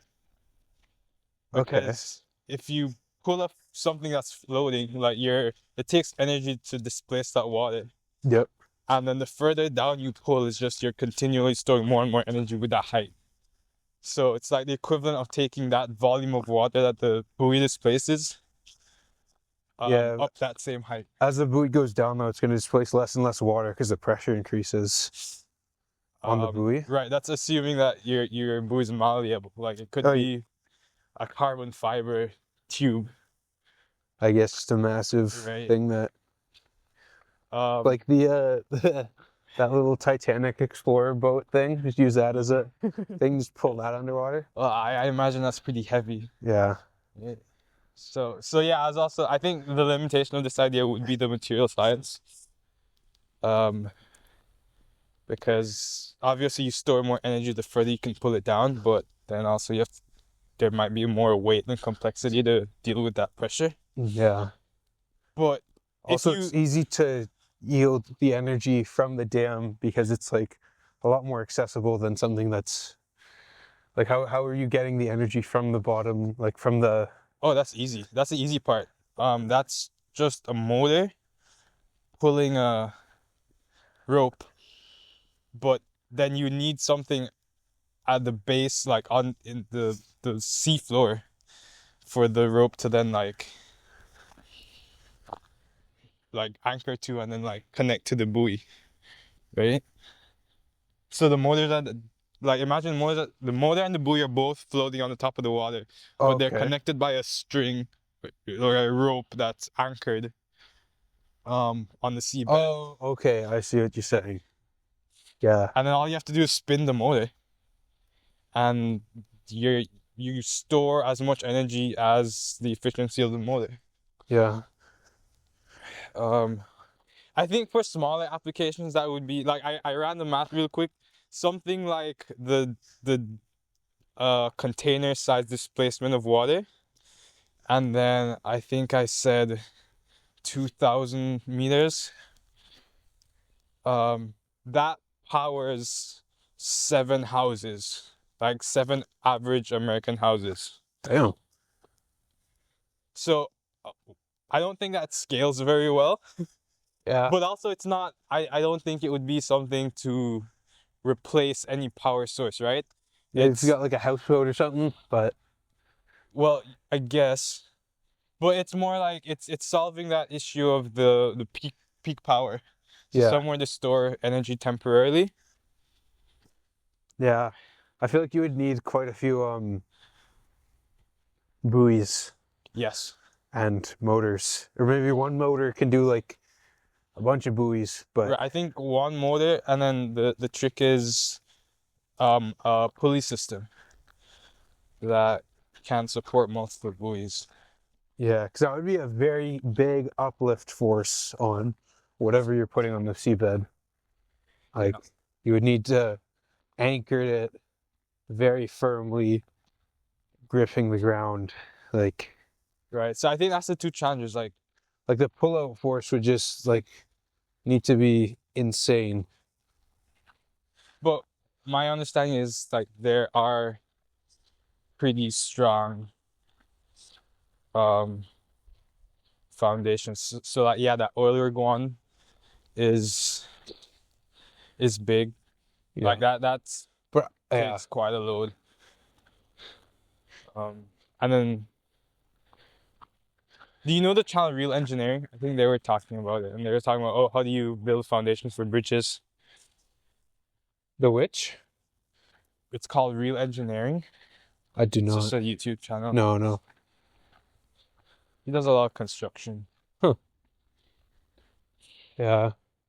What's the beef with dams and pumping water back up dams? Gonna turn down the Well, bridge. I was thinking of applications for Jamaica. Oh, We okay. don't have. Don't have too many big dams. Yeah. That makes sense. Yeah. Also, just right off the coast, it dips pretty hard. So, like, really nearby, we have 2,000 meter like seabeds. Uh-huh. So it also be What's the Pretty primary nearby. source of energy in Jamaica? I think we're still burning shit. Burning shit? Feel that. Not even or fuel. I think we import from Venezuela and probably I'm sure from the States as well. Yeah. But you know, people need cheaper energy. I think life just becomes a lot easier when energy is cheap. 'Cause that's the foundation of everything, right? Yeah. And that's the thing with doing a lot of like these green energy technologies is that they're so expensive, they're inaccessible to like the lowest rungs of society. And it's just like if you're preventing them from burning oil or like taxing the shit out of oil and fuel and whatever, then it's like they can't get any energy. And that's like the basis for everything is energy. Like Hold on, what I know time it's is it? you, but Oh no. 11:30. Okay, yeah, we should head back. yeah, just walk nice and slow. Yeah. But like that's the basis for everything is energy. Like London's have had a few power outages in the past couple of weeks or months, and Really? there's nothing that like we can do in our house now that I've like not noticed that. really. Where are you living now? Right in Richmond, right here. Oh, right there. Yeah. Okay. Yeah, it's like To be fair, I haven't been home too much. Ooh. turn around and oh, it was a lot nicer when we were guarded by those trees over there. Maybe that's the move. Do we walk back the way we came? Yeah, true. Yeah. Just walk backwards. No, and- do we walk back the way we came? That. Oh, sure. Yeah.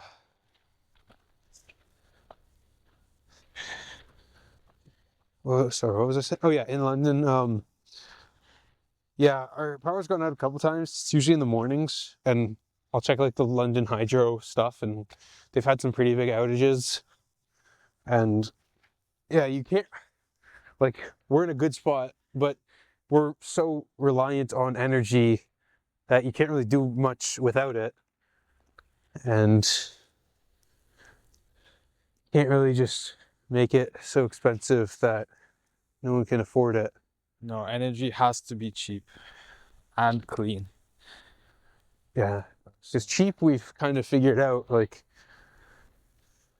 we've managed to make oil and gas not all that expensive, but it's not very clean.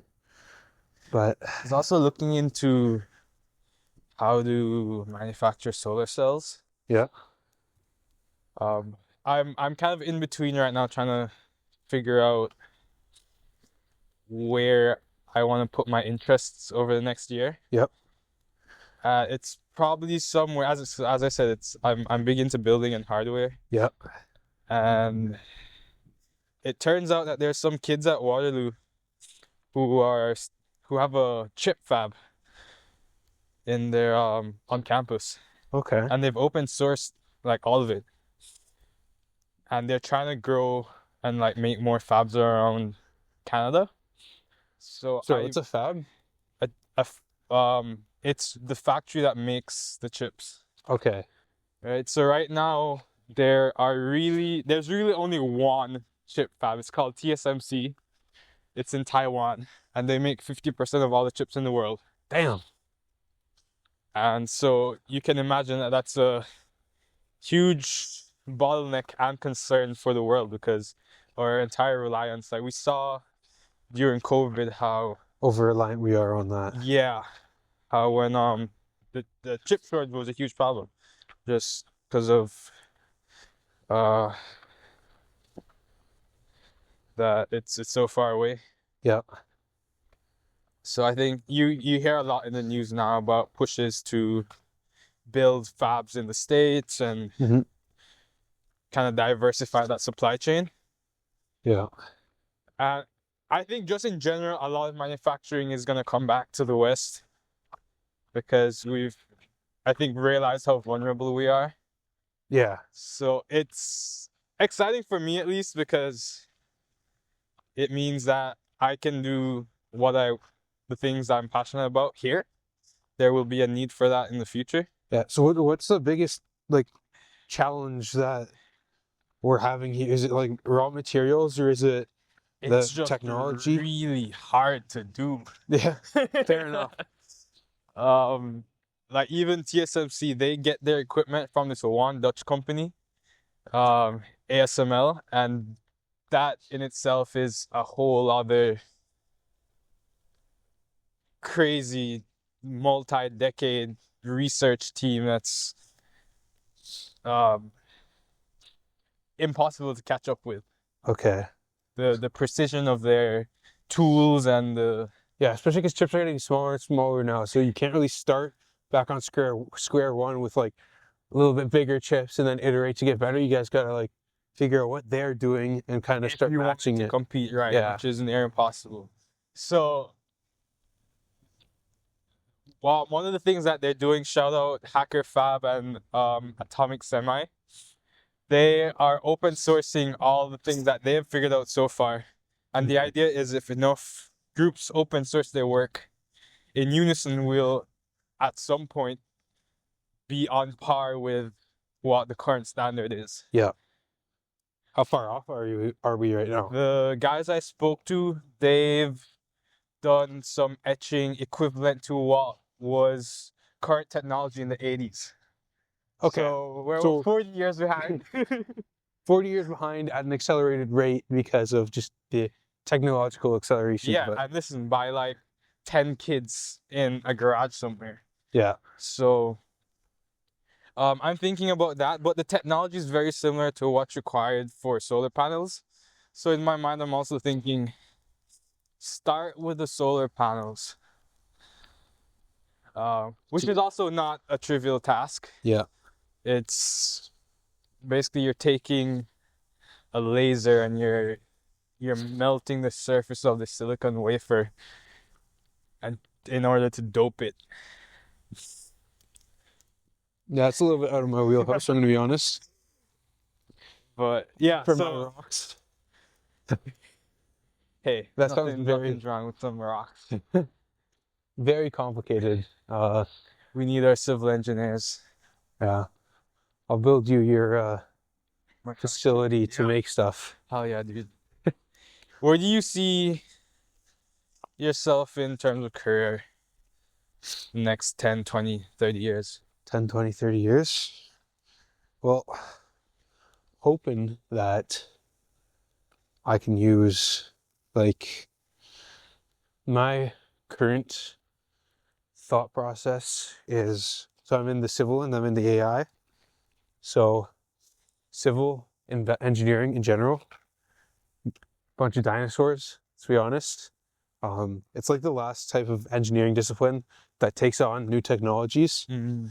And I think that being in and around like the new technologies of AI will give me a leg up on finding opportunities to leverage these stuff and bring them to some of the older companies that are very set up in their ways, and then kind of showing them that they can use this new technology to create more leverage for themselves and optimize their flows better than the current systems they have, or developing new technologies that come about for the construction and civil engineering industry.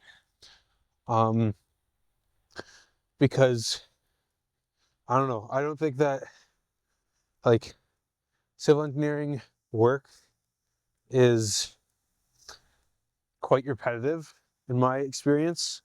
Like buildings are always going to be buildings and technology is always evolving. So I want to stay on the technological side of civil engineering. I think there are huge gains to be made in cost efficiency, Yeah, building housing. definitely is. Yeah, they're always trying to get better at cheapening up stuff, and at the same time as I want to help make those improvements, I also don't want to be someone who's on the team of just building like tiny homes that are like very ugly, or just like brutalistic architecture and just ugly stuff like that. I want to be on engineering projects that are not only innovative, cost effective, but they also look aesthetically pleasing. Because I feel like a lot of the stuff that's going up now is all about cost efficiency and effectiveness and not about creativity and beauty. And I feel like there's like, I don't want to work in architecture, but I want to make sure that the people who have the grandiose visions of cooler buildings can have the options of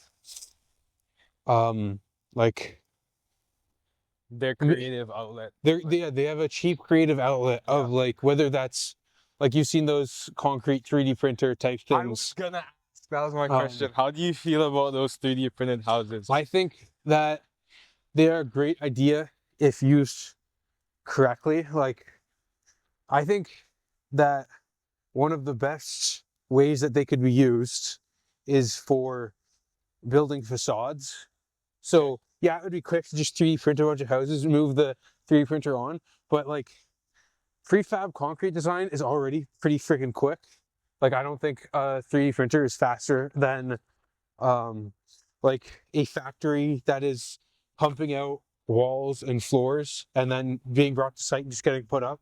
Like, I think I was at a factory this past week and talking to the people there. They can put up like, you know, like the size of like a normal Holiday Inn, like one of those big hotels.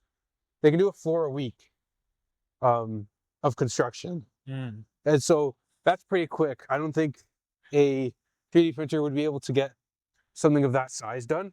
But what a 3D printer could do for concrete is build a robust facade for the building that looks very beautiful. Because right now what they have is just flat concrete walls that maybe have like a brick or a fake wood, like a fake brick, fake wood like things, but if you could use something to put more detail on it, like there could be people that design building facades that are concrete, but they've got cool and meaningful design and artwork on them. Right. Like that's what I think would be a lot cooler I than, think yeah, the mistake a lot of people make when they're looking at 3D printing,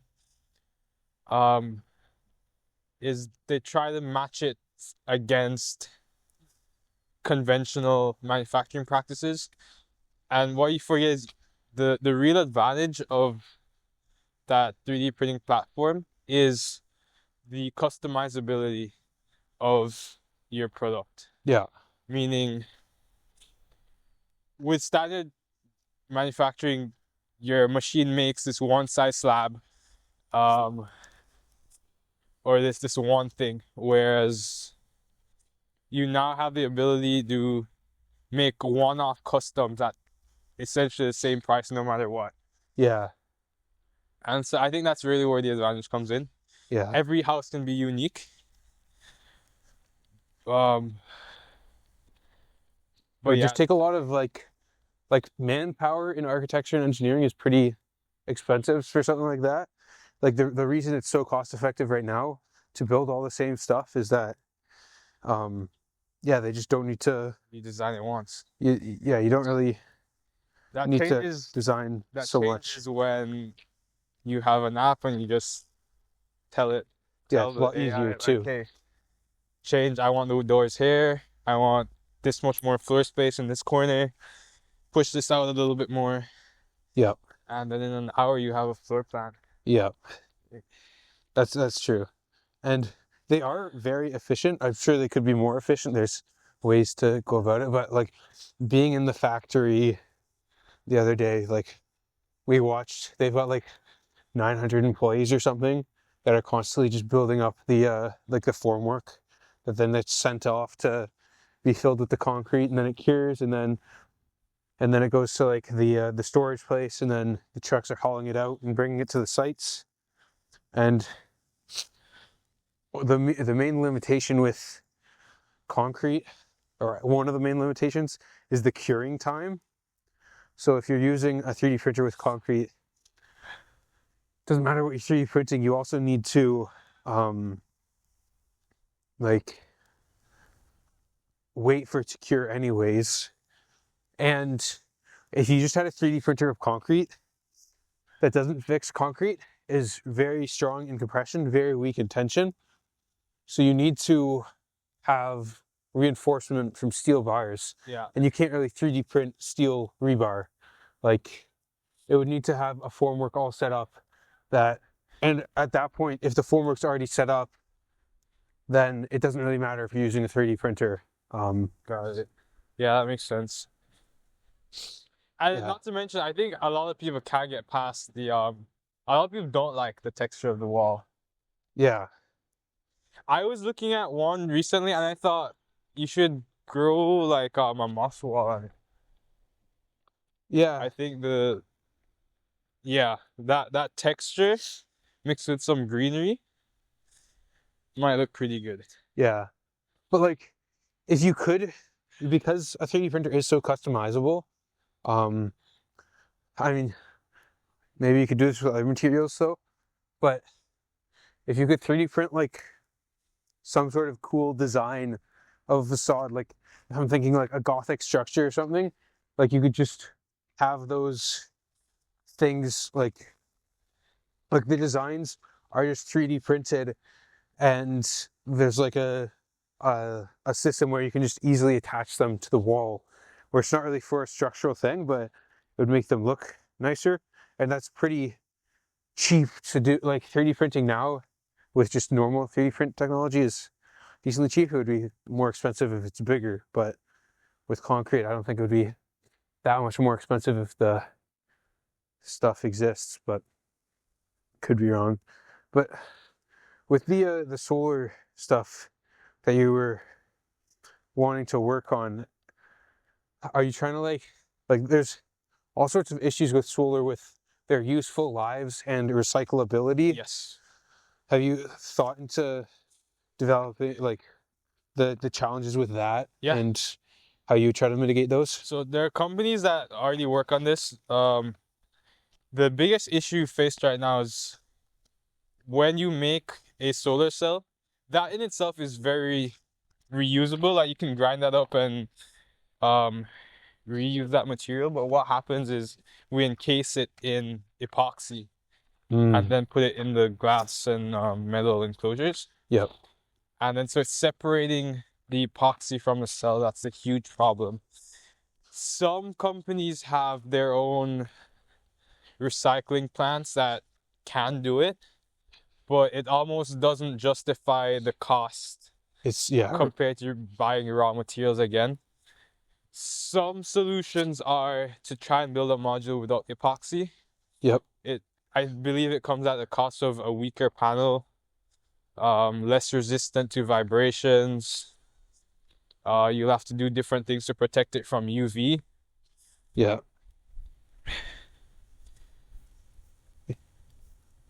But yeah, ultimately the target would be a manufacturing process which is very recyclable, and then a recycling process which is cheap enough that it is easier to do that than to source more raw material. Yeah. Yeah, the epoxy getting that makes sense. Recycling anything that's composite is just such a headache. Yeah. Unless you can like just straight peel them apart. But Yeah. the whole point of epoxy is that it's like strong and will be able to move with it. Also, like, yeah, solar and wind are. What's your thoughts on wind energy? Like, I don't feel like I've looked too much into it to have any strong opinions. yeah, It's always context dependent, right? Like most things. yeah, Again, it's the biggest issues with the composite material of the blades, and then so we just have these huge graveyards of these massive blades yeah, that we can't do anything else with. yeah. And the windmills are not like traditional Dutch windmills that look nice. They're quite. I've never actually gotten that whole, I think windmills look ugly thing. I don't think they look particularly pretty either, but I'm not displeased to look at them. Like whenever I drive past and I'm like, oh, cool, look at these huge structures. So that in itself doesn't bother me. Do they have impacts? I'm sure like those blades will hit a bird every now and then. Yeah, I doubt that's very great. But yeah, I'm not too clear on what the environmental impacts are. In Jamaica, there is one windmill farm. okay. I've heard for the ones that are like close to the coasts, because of course there's going to be a lot of wind coming off of coasts. It messes with like the vibration that it puts in the ground, messes with like whales and stuff. Heard about that. That makes me sad. Yeah, Yeah. but yeah, I feel like wind is an energy that can be pulled, but the current systems are not ideal for that. To be honest, I don't even think about wind because wind is just a byproduct of solar. Yeah, Right? yeah, It's the sun causing the wind. yeah, So I would just go up the chain a little closer to the primary source. yeah, If it's not solar, fusion or fission. yeah. I think those three. Have you looked into those at all? Yeah, I wanted to work at Helion in second year. Helion is I would say the closest to commercial fusion that exists. They're Okay. working out of Washington, like in Oregon somewhere. Yeah, They've had huge investment from Microsoft. And OpenAI. They are definitely by far the closest. yeah. But one, I don't want to live in Oregon. Makes sense. There's some good wildlife out there. Oh yeah? So I'm I've heard. sure, but it just seems really gloomy. Yeah, Nothing much going on. West Coast. Yeah, But yeah, just energy in general, I'm pretty interested in. Yeah. Not look too much into fusion because I think personally, given my background, I don't see anytime soon where I have access to that. That seems to Yeah. require you being part of a government who Yeah. has access to that. Because anything that's like close to dangerous technology is Yeah. not great. Huh. But I think that the time's coming soon where energy is just gonna be so transformed. It's gonna Yeah. Like the world's gonna look different. especially with so many massive AI models starting to get trained, like Right. the Well, energy required for that. Yeah. They're like there's that's gonna be AI gonna be models the that driving force. that need their like they need to have like their own energy, like nuclear thing. Yeah. Which is exactly what's happening. Who I think it was Microsoft that bought the 3 Mile Island facility. Yeah, it's They recognize now. I think data centers are gonna be a big thing for the future. Starting putting a lot of those up everywhere. And need energy for that. So you're big into the energy stuff, but you also made this like little VO2 thing. Mm-hmm. Was that just like for fun, or are those connected in some way? Just like help you get general understanding of. I think really my life philosophy is just to follow the things that interest you. Yeah. You have no clue how they're gonna be connected at some point in the future. Yeah. There's a time where I was very much connected to the biomedical field. Mm-hmm. I've been part of some published papers about making more cost-effective phototherapy units for neonatal care. Yep. I think this mask also falls into that kind of biohacking, bio-measuring field. Yeah. But then also it's completely unrelated, this energy kind of timeline of what I want to do there. I'm also in the same AI program as you. Yeah. So of course I'm thinking all the time about how this is going to be affecting all the industries, and I can't tell you where exactly my life is going to lead. All I can tell you is these are things I'm interested in now, and I'll be building those skill sets and opportunities. What? Luck is where opportunity and preparation meet. Yeah. So Yeah, you definitely want to be. I think it's good to, especially with like energy, there's not a lot of personal projects you can kind of take home very easily with that. So it's good that you found something that's like, I feel like that's a really good challenge for you. Like the VO2 Max thing, like it's got a little bit of everything in it. And I'm sure that's going to be an experience that helps you out at some point. And also it just keeps you fresh working on something. Like, sure. I know when I don't have anything going on, it's life starts to get dull, and then you start like falling back into habits that aren't so good, and you want to keep something on the front burner that you can focus your energy on. Absolutely. And I wish I felt that school promoted that more. That's Yeah. another thing I think about too, just how much better our education institutions could be. Yeah. And how I get more pleasure and I feel like I learn more from working on my own personal projects than the resources that are being provided to me directly through lectures and Yeah. doing labs. And I think that a lot of it is to do with like the university. Two reasons. One, the university is run as a business, not an education center. And two, with our current technological advancements, like they're fucking inventing dire wolves again. The university is not going to start picking up on that stuff for another 5 years. Like it just takes so long for stuff to get planned and put through. Like our AI class that we had this year is just so behind the technological curve of what AI could be, and if they could like adapt it.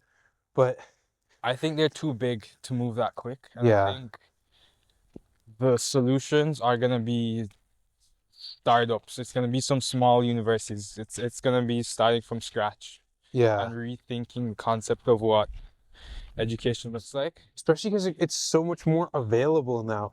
Like, university institutions used to be the hub of where the technology and books and people were. But now a lot of people don't want to work at universities. They'd rather be working on their startups and on like more relevant stuff for a lot of things. And the internet is out there. And so it's not, universities aren't the hub of information anymore. They are the hub of people who are trying to look for stuff to do. But a lot of the people there are just kind of going through the motions, it feels like. And yeah, they're just behind the curve. They have to plan their classes years in ahead of advanced and then get them approved by so many committees. And it would be a lot more beautiful to have institutions that supported people more. And they're constantly asking students, how do you want us to support you? But the universities are supposed to be the ones who have those answers. It's not the students supposed to be telling the university like what we want. You guys are supposed to have the answers of what we should be focusing on. Like, I feel like it's really flipped around right now. Here's the thing, like, okay, I think to a certain extent it is the students' responsibilities. Yeah. But they don't want to implement anything that we suggest Yeah. if it's different, if it's out of their comfort zone. Yeah. And so they might say that, but then honestly, even profs, I had one of the coolest profs this semester who she's coming from industry here, and like her whole